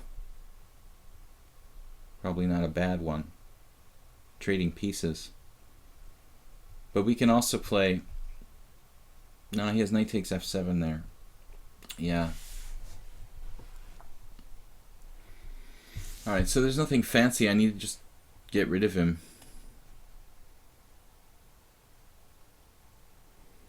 You need to leave, sir. I'll have to ask you to leave. It's possible this is some kind of known pawn sacrifice. I think there was one other game where Constant Change did something of similar ilk against me.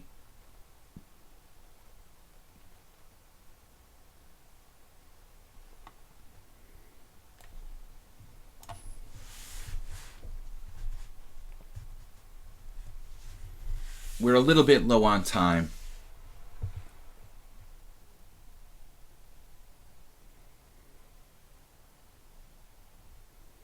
Use 30 seconds for the whole game. Raised intense is going to get flagged. Well, I'd rather get flagged than get flattened, in a totally lost position. But we've got a 3-second increment.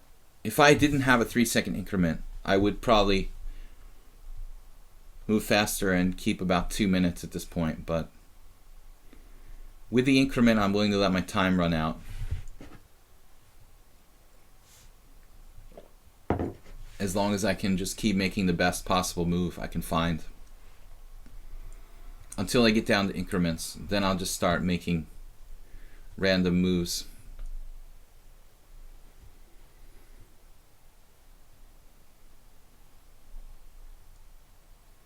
Interesting pawn sacrifice by white. Bishop a5.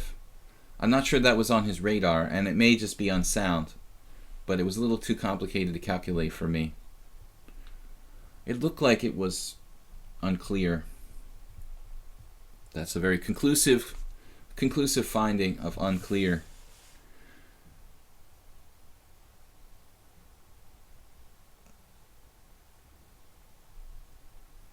I could see how white could have very reasonable compensation for the material here.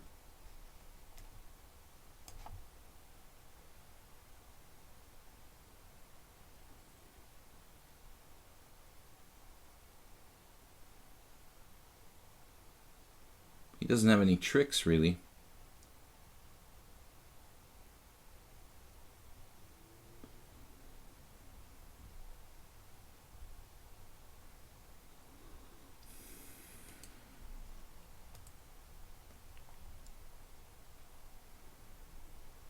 We may have problems with our h6 pawn.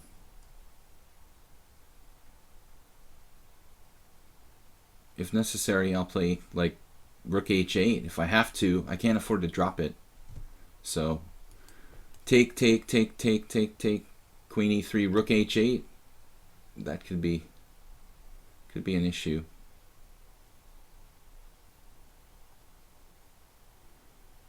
Rook takes loses the exchange, so I have to take with the queen.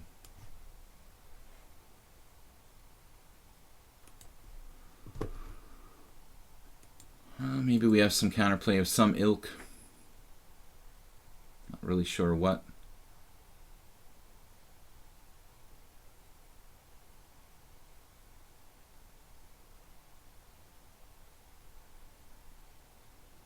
Interesting position. Interesting position. Yes, this is his best chance.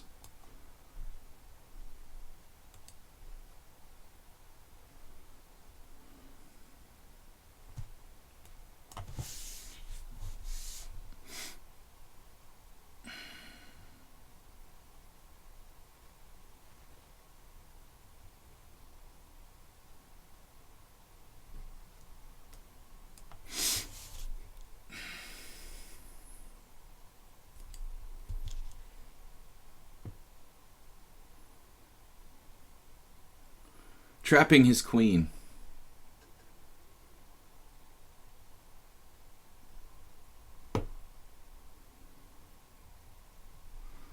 He should have given some thought to taking on a7.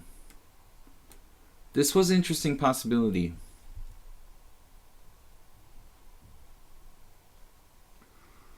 Although white's probably better here.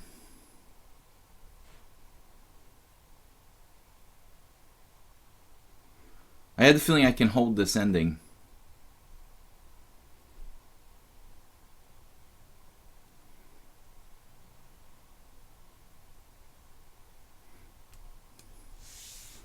My king will stop his pawn, and then my rook will get active.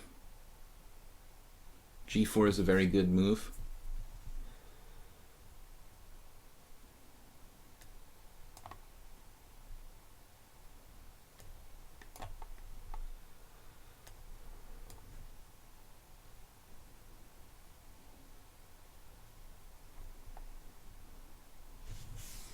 I'll play f5 at some point. Like right now.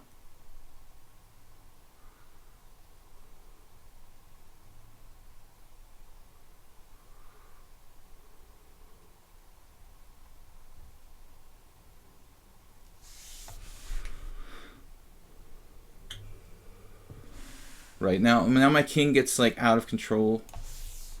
Powerful.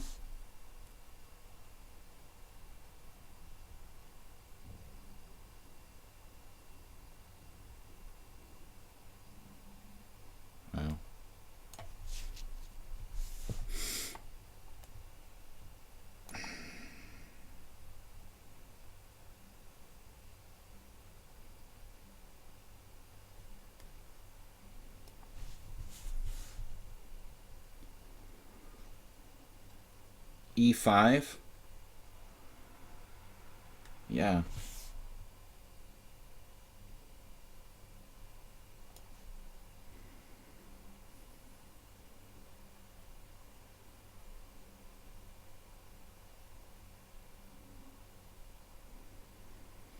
Black has enough compensation for the dangerous passed pawn.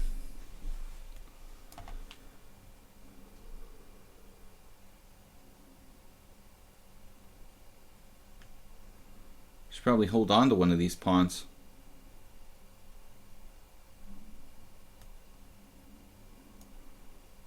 But I don't know. We need to go.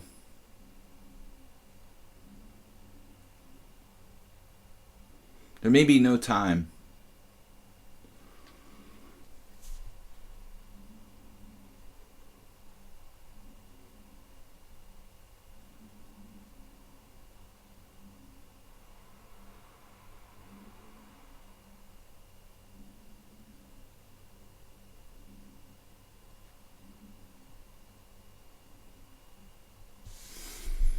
Quite an exciting endgame. Very, very close indeed. Active king could save me. Guys, we're streaming for like 35 more minutes. Time for a couple more games. Everyone's been challenging to pretty much like the longest possible time controls.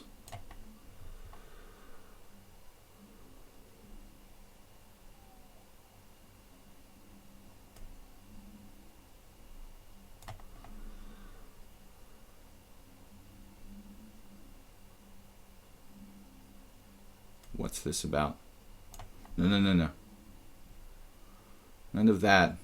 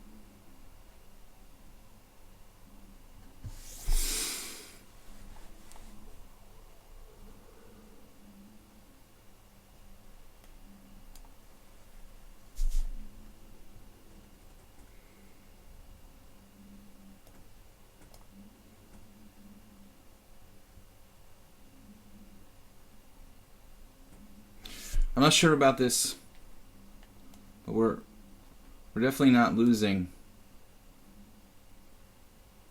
Maybe it's a draw.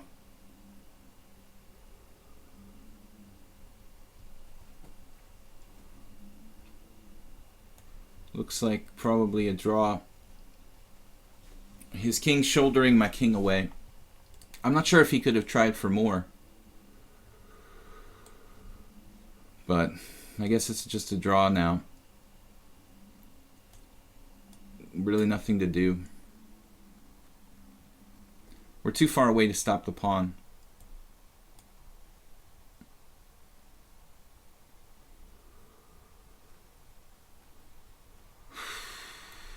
Whatever. All right. Good game. Good game, man.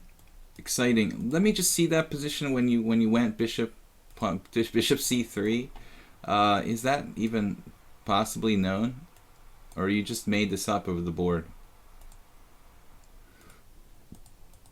This is all theory. So that's a new move. And never played. There's like 70, 80 games here. Everyone plays g3. I knew about g3. King d1. This is a TN, sacrificing d4. I was actually really analyzing this seriously.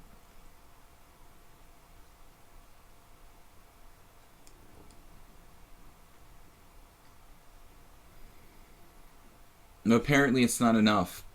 Rook takes d1, rook takes d1, queen takes a5, knight takes f7. I was concerned this could be some kind of trap or something. I was looking at queen a2, but that's not enough. Or is it? Apparently this is enough for black to be equal, maybe. Maybe it's a draw. Some kind of crazy variation there. And I should just simply take, but I was scared of this position. With his queen, rook, and knight really active, I walk up to like c7 and b6. That's what I was analyzing, but I wasn't sure 100% like what was going on. Yeah, there's nothing for white. Surprising that there's nothing for white here. Not nothing. It apparently like is -1 for white, but Laishu said 42 king h2. Was I winning or something? I think he was just rooting for a move. I thought I was like close to winning, but the computer needs more time to evaluate this. Rook e8, h queen. Rook e8 apparently is best. All right, guys. Maybe there was some way I was winning that, but it's hard to tell.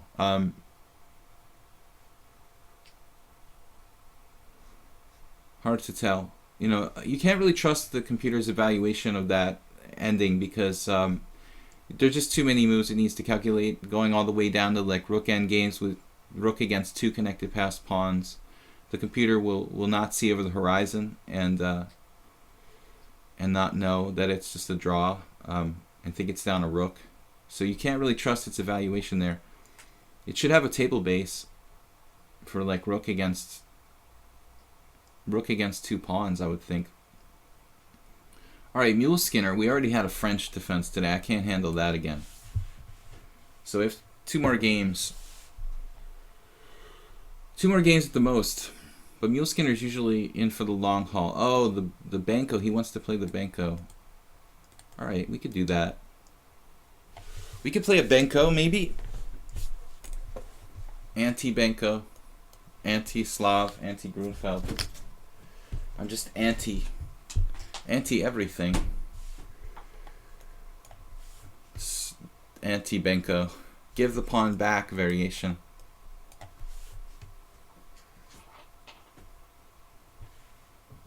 Possibly I was winning in that rook ending. But I think he was clearly better with the protected passed pawn on h5. My king gets to the center first, though.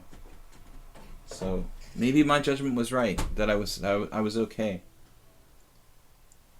And despite the bad the dangerous nature of his h5 pawn. On paper, it looks like black is like lost, because white has protected past pawn with a rook behind it, but there are 6 pawns on the board, and I'm getting good king position, so maybe it's not so easy for white.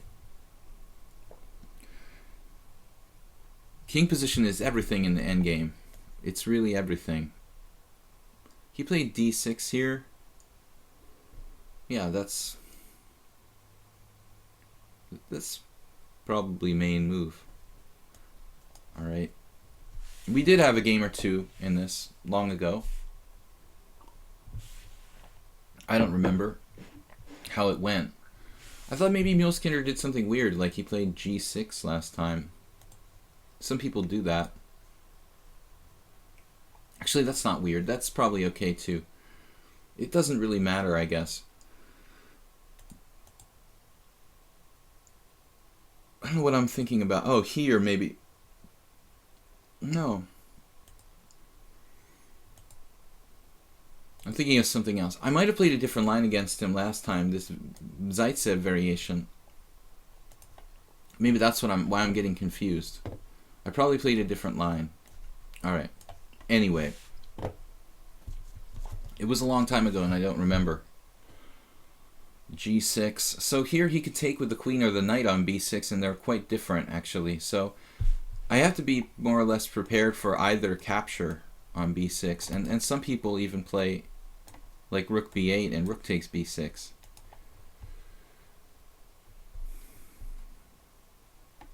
I guess this is like kind of a main line for this variation.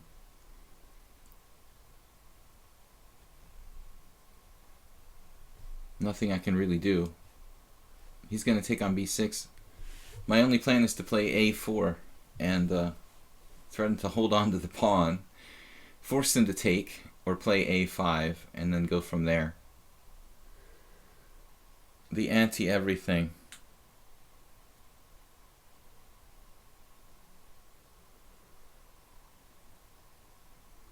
The Caro-Kann is the ultimate winning weapon with black. Just kidding. So castles. I like the variations better when black takes with the queen on b6 right away, and I can play knight d2, knight c4. Okay, bishop b7. A bit of a strange move. As I said earlier, I'm pretty much forced to play a4. I think this bishop gets in the way. It gets in the way of his play along the b file, you know. So that's what's kind of strange about bishop b7. Maybe he wants to try to blow up the center with e6, but it's more natural to take the pawn on b6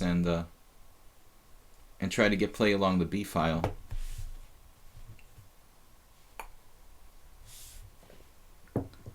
I'm not sure if I want to play a5 or not.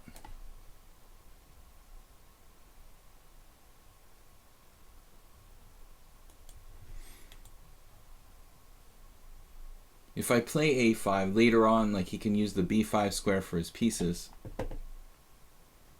But maybe knight d2 with the idea of, actually, what should I do here? a5. Is he threatening e6 here? That's what it appears. That's how it appears to me. Like he's threatening e6. Knight d2. What does he do? a5 or queen c7? Knight d2.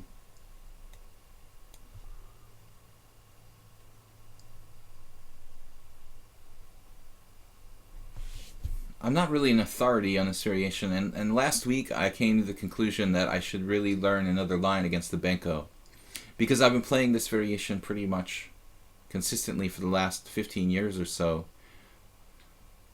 One thing I mentioned to a student of mine, which is really funny, is that I very rarely have anybody play the Benko against me in a tournament game. I don't even know. Like, the last time somebody played against me was literally like 10 years ago, or I don't know, 12 years ago. For whatever reason, and I play a lot of knight f3, c4. For whatever reason, I have very few games in the Benko in tournaments in the last 15 years. And I can even count on like one hand. It just doesn't seem like a trendy opening here in Hungary, and like in general, it's not really ultra popular worldwide. Though I think it's a good opening. I think that it's very sound. It's not a real gambit. It's like a strategic pawn sacrifice, positionally based gambit or sacrifice. It's not like playing the King's Gambit or the Mora Gambit or something where you're sacking a pawn just for opening the position and getting tactics and a lead in development. You know, the Benko is a sound strategic opening. You're basically playing for positional play on the queen side. Rook a b8 now. Okay, well, obviously I have to play knight c4 at some point. Otherwise my pieces are pretty stupidly placed. Now here we can start thinking about different possibilities. Depending on where he goes. There's sometimes knight a5. Now obviously his queen is protecting that square, but it's been known to go to a5. He gets to play along the b file. But his bishop's in the way, as I said, so Neil Skinner is spending a lot of time here. This isn't much, but I heard a master say, look wide before you look deep.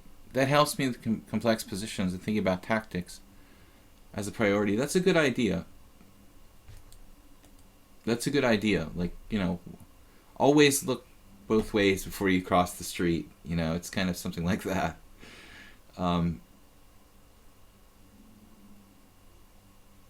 Crossing the street, you know, then you can start looking deeper, but once you get across the street, you can start looking deeper, but always check the horizon, you know, see if anything, you know, any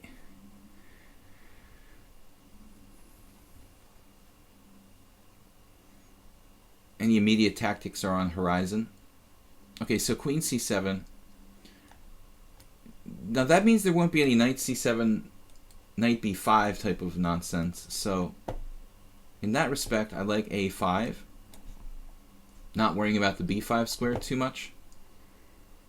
Of course, he also has like bishop a8, rook b4. But I also have to think about him playing e6. If I play bishop f4 here, actually that looks pretty good. I think we've got a good version of this line actually here. His rook and bishop don't seem really well coordinated. The question is dealing with knight to b6. What am I going to do? You know, knight a5, knight a3. I don't want to trade pieces. That makes his position a lot easier to play. Position. Enunciation. Sometimes I don't enunciate my words enough, and I think that people might not understand what I said. I tried to talk slower than the typical American slang style because I live in Budapest and a lot of people aren't native speakers of English, and I kind of slow it down, but still sometimes here on the stream I tend to speak quickly and not really enunciate my words. So if you guys don't hear something, just let me know. Right, so here we are. And we're saying we're hanging out in the center. e4 is protected. There's no e6. Why is there no e6, you ask? Because of the pressure on d6. We're gonna maybe play a5 at some point. I'm not sure what the long-term plan is for white here, honestly. You just kind of you've got to be opportunistic in this variation and use your space advantage.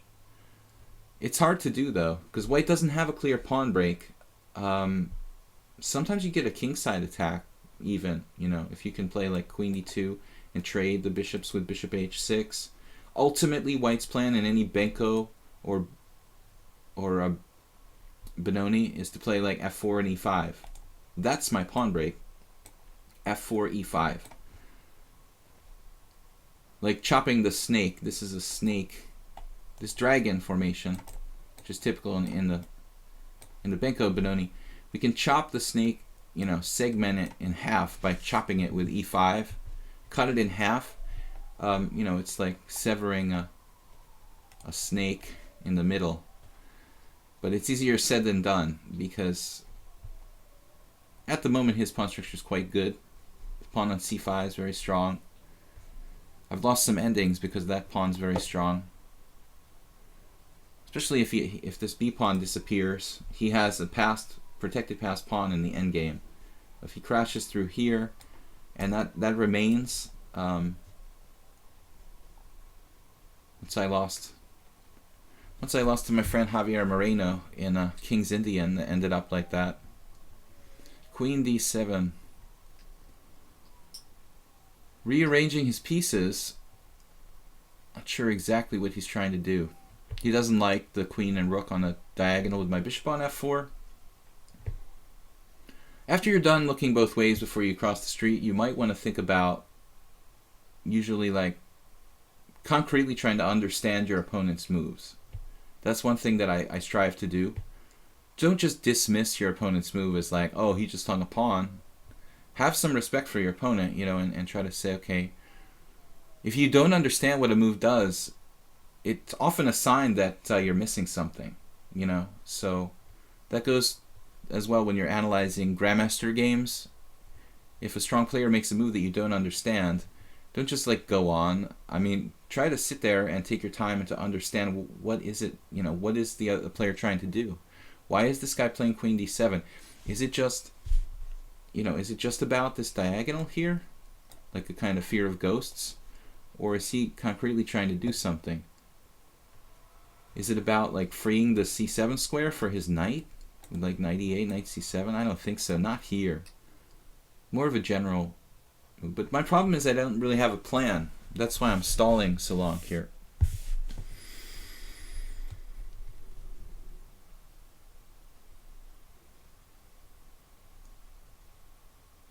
Alright. I guess we'll just go for it. We're going to go for it.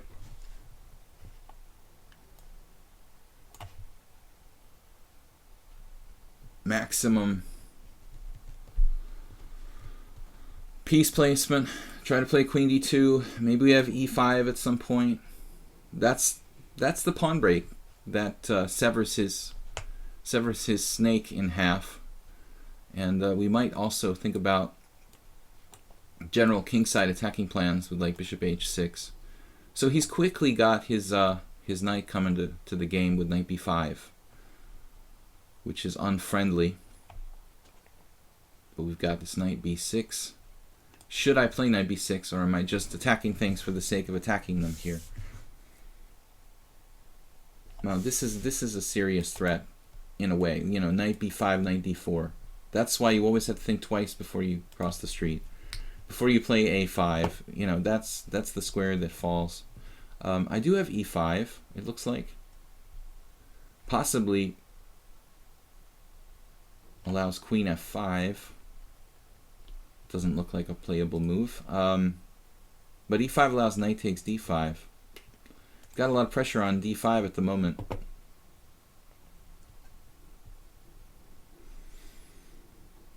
Knight b6, queen d8. Knight b6 would reinforce e5. Maybe that's the secret move. Alright, let's do it. We've got knight b6, e5. Or just develop. Now queen d8, the problem with that, okay, he's still got knight b5. So e5. Queen d2 is still on. I've got 1, 2. Problem here is I don't think I have e5 because he just takes d takes e, bishop takes e5, and then knight takes d5. I'm just dropping something.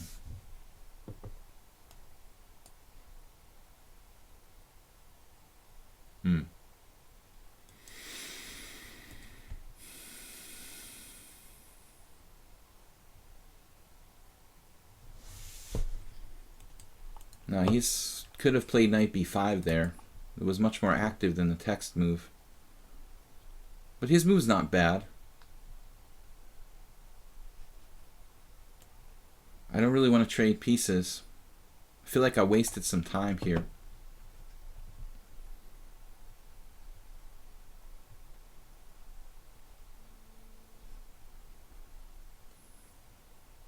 We didn't really achieve anything. He's still got knight b5. I probably just wasted time. Nah, f6 is ugly. That is an ugly move, man. Wow. In that case, bishop g4 even becomes possible. He wants to play knight e5 so as to... Alright. He wants to play knight e5 and be able to recapture with like the f-pawn or something. That's not happening. Maybe knight b6. Just f4. Alright, let's just play f4. White is better, but maybe he has a lot of counterplay. I don't know. The b file. It looks pretty passive for black. He did manage to exchange one set of pieces, though. So he doesn't have f5 because of d e5. It looks like. Oh, there it is. So it's gonna get sharp. Now e6 should be game over. Positionally. Okay, it's easier said than done. It's not that easy to cook him here. h3, g4, b3, rook a3. He has some counterplay. What's my plan?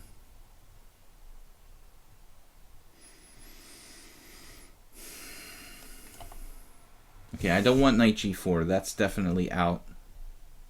Rook a2, getting off the long diagonal.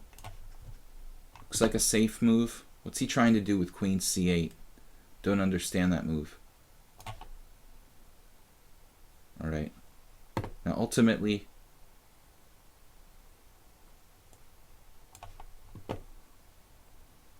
Yeah, he's struggling to find a plan, I think. Look at this. He's got some ideas, though.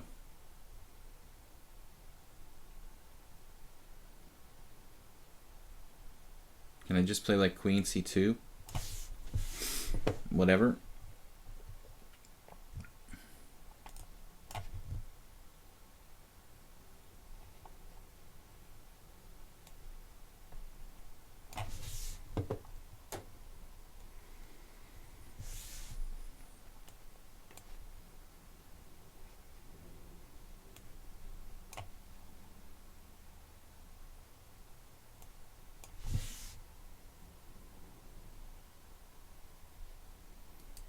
Did he like pre-move? I think my exchange sacrifice was actually a little bit premature.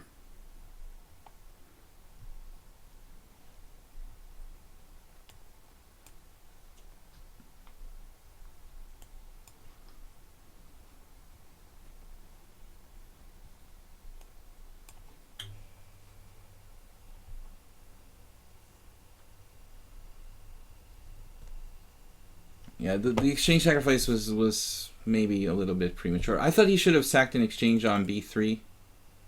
You know, queen c8. We go back here a minute. One more game, guys. That's it for today.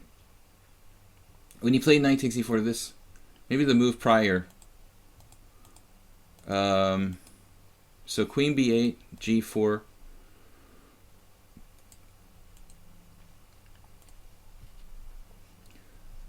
Right.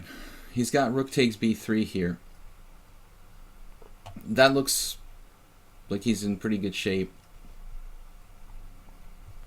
So I got kind of lucky there.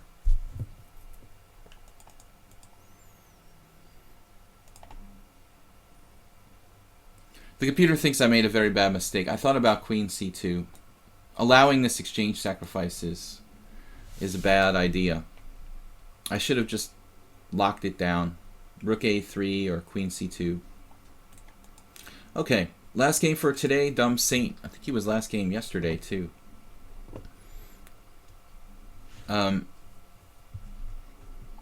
always look for counterplay. You know, no matter how strong your position seems, you have to eliminate possibilities for the opponent, and that exchange sacrifice was a really massive try for him. So I should have been more careful. Even with just seconds left, I saw it, you know, and I just played another move. I think I took on f5, or I played, yeah, I took on f5, right? Thought I had time to do that, but all right, so back to the default opening. Guys, we'll be back tomorrow. Tomorrow's 5-3. Standard. Fast blitz. Fast for me, anyway. Fast for the stream. I played one game in the yearly blitz tournament yesterday. I was too tired to play anymore. I'm usually really tired by the evening. I'm teaching chess and streaming and doing videos and stuff. And generally speaking, like, when the yearly blitz started on lichess last night, I was like exhausted.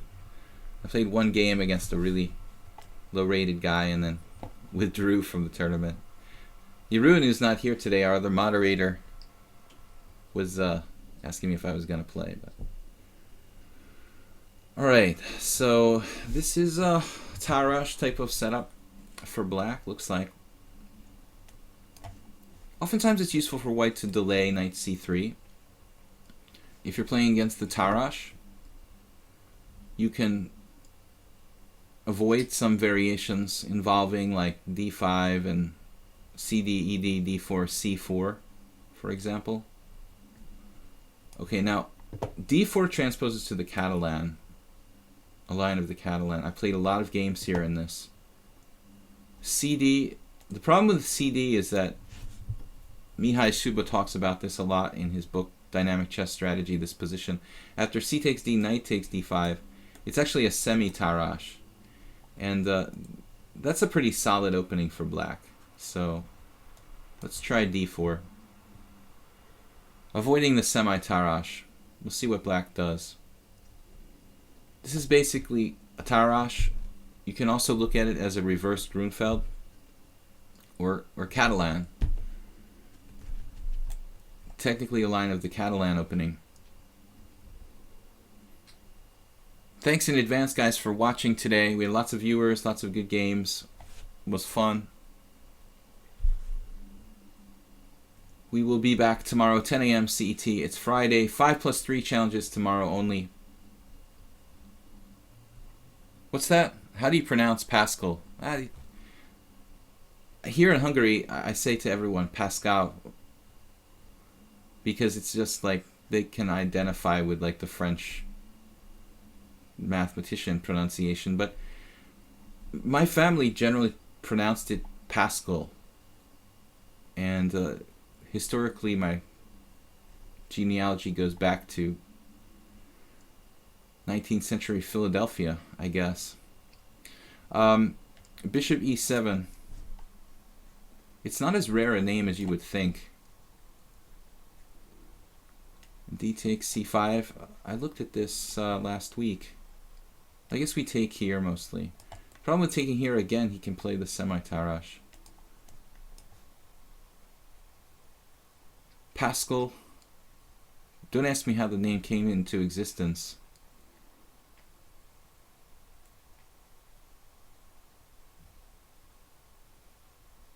The spelling itself is hard to explain.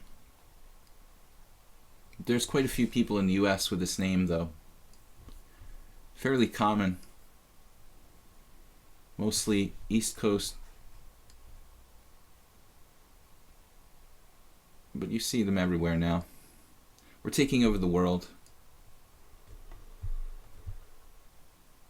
Yeah, I just used the Pascal as a fun way of making my name Hungarian, but it's that's just like I made a Facebook account called William Paschall, but that's not my real name spelling. My Hungarian name would be Pascal Vilmos, but it's actually not pronounced Pascal. It's Paschall.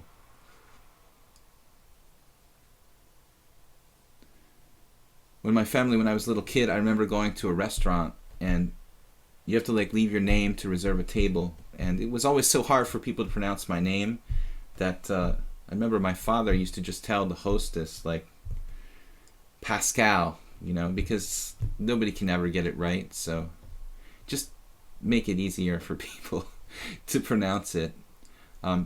People identify with the French Christian name. It would be kind of cool if you were like Paschall. I'm sure that people exist. Never heard of one, but we can check the Parisian phone book or something for a Paschall. Knight to c3.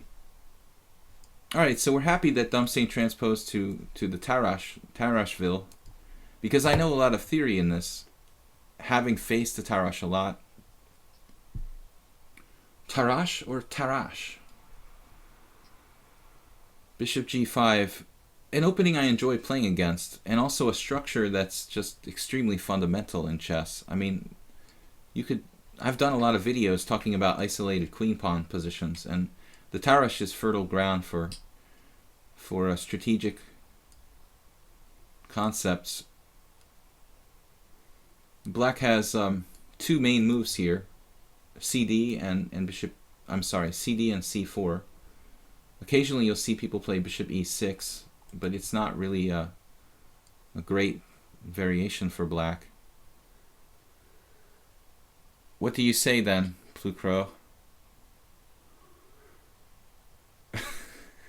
Websnarf says, my last name is completely unpronounceable by Western mouths. Alright, so we're going into the main line Tarrasch, which we haven't had too many people play topically. H6 is main line. I think I faced queen b6 in a stream. And this move is considered to be inaccurate. Kind of helping me in several ways. I mean, he's developing my queen to a good post where it blockades the pawn. And also, trading pieces in general is bad policy when you're playing with an isolated pawn position. He doesn't want to trade pieces. Trading pieces gets me closer to like a winning king and pawn endgame, basically. So, we did have a similar game the other day against somebody. Against Geese, I think. We had a very similar position, but it was different because I had played b3.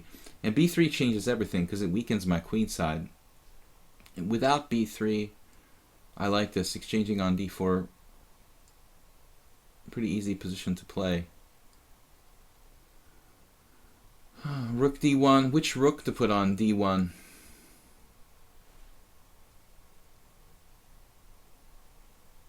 Sometimes f2 becomes a target, so you're always thinking twice. In the Grunfeld, on the white side of the Tarrasch, well, it's in the back of my mind, is f2 going to become a target later on? Am I going to regret moving my rook? Here, not really, because he's not set up very aggressively. I mean, either way, I'm just wondering, is my rook useful protecting a2 in some lines? Deep thoughts, right? Basically we're going for the d5 pawn, but there's more to life than trying to directly win an isolated queen pawn. I just made a lecture on chesslecture.com that hasn't been published yet where I talked about this, and usually it's not enough to win when you're just like directly attacking an isolated pawn. Generally speaking, they can defend it passively, and the way to win such positions is to induce a second weakness in the enemy position, and kind of like then use the principle of two weaknesses, they call it, to kind of tire the opponent's defenses out and overpower him in one spot or another. H6.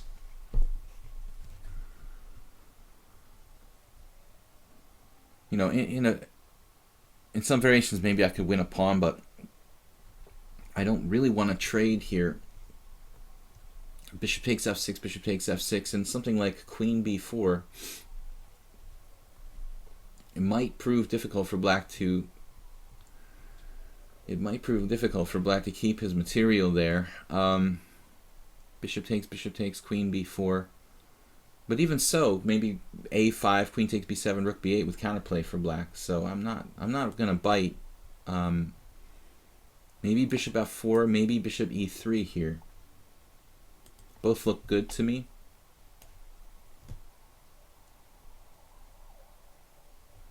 I'm gonna snack on that pawn on d5 if I can. Alright, we'll go to f4. Maybe it's safer there. Bishop e3, knight g4. Bishop takes d5. Bishop f6. Gets a little bit weird to me. Bishop e3, knight g4. That doesn't seem right, but what do I play? I'm not sure. They're both good moves, probably. Even bishop takes f6 probably leaves white with some advantage. I'm really not sure. Bishop f4. His response isn't as clear. You know, he doesn't have knight g4. I mean, that doesn't look appropriate here. Knight h5 looks bad. g5 looks bad.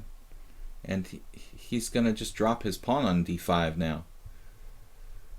So I guess this was the right way to go. It doesn't really have anything inspiring. But on the other hand, like, another thing about isolated queen pawn positions is, even if he drops the pawn on d5, have you guys ever played like queen and rook endgame with like 4 pawns on the king side like this against 3? I mean, that's not easy to win. If you have like a queen and rook endgame here, up a pawn, I don't even have a realistic passed pawn. I mean, winning 4 against 3, it's very, very difficult. So many times black can just like lose this pawn and still save the game. If it's the right kind of endgame, you know, like heavy pieces on the board rather than minor pieces. Queen a5, that's a nice move. Active. He's staying active, offering up the pawn. Alright, so knight takes d5. Knight takes d5, bishop takes d5, and then he's got potentially some sort of counterplay. I don't know. I think we have to take the pawn at this point. It's a little too fancy to do anything else.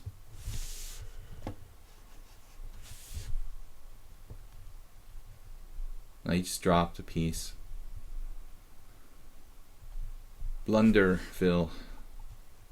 So you have to take first and then try something, you know, like knight takes d5, maybe knight takes d5, bishop takes d5, bishop f6, or knight takes d5, bishop takes d5, rook d8, followed by e4. Maybe black has a little bit of compensation, but I'm saying just dropped his bishop.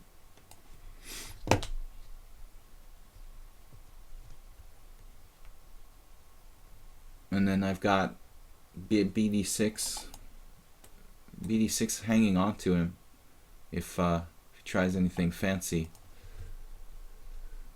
Alright, now what? Immediate knockouts excluded. We're just up a piece, but I want to be careful about Mr. Knight because he's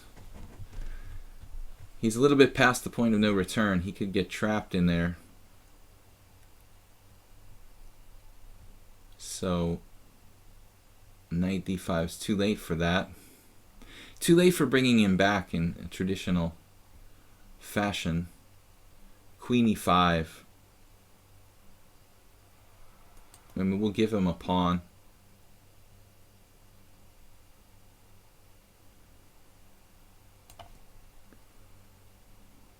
We're very generous here when we're up a piece. Maybe we can try to give him this a pawn that will suffice. A token of our appreciation for this extra piece. How do I get the knight out with knight f5 probably? So I don't think he should trade queens unless he's trapping my knight. He's down a piece. If he could trap the knight, obviously, then it would be totally okay. But it's looking hard to trap that knight. And then knight g4. Bishop c7. Should secure an exchange of rooks. Secure an exchange of rooks. Well, I can just take it away too, but this is gonna win. He doesn't even want the pawn. Well, you get a pawn, I get a pawn, and then we continue from there. All right, guys, we're gonna finish him off. It might take a little while here, but I think the result is beyond doubt. Actually, why would I go there? It doesn't really do anything. Okay, it trades pieces. And my knight actually could get trapped.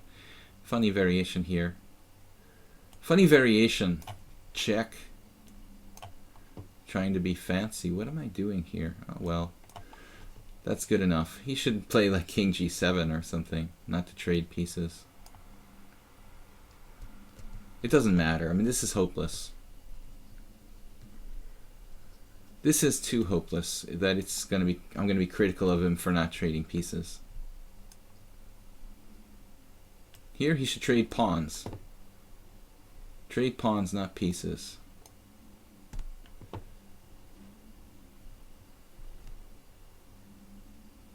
And now we've got to get this pawn ready to move.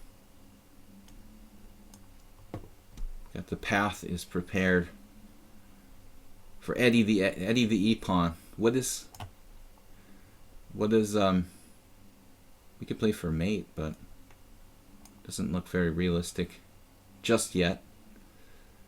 Eddie the E pawn's going to go through. Oh no.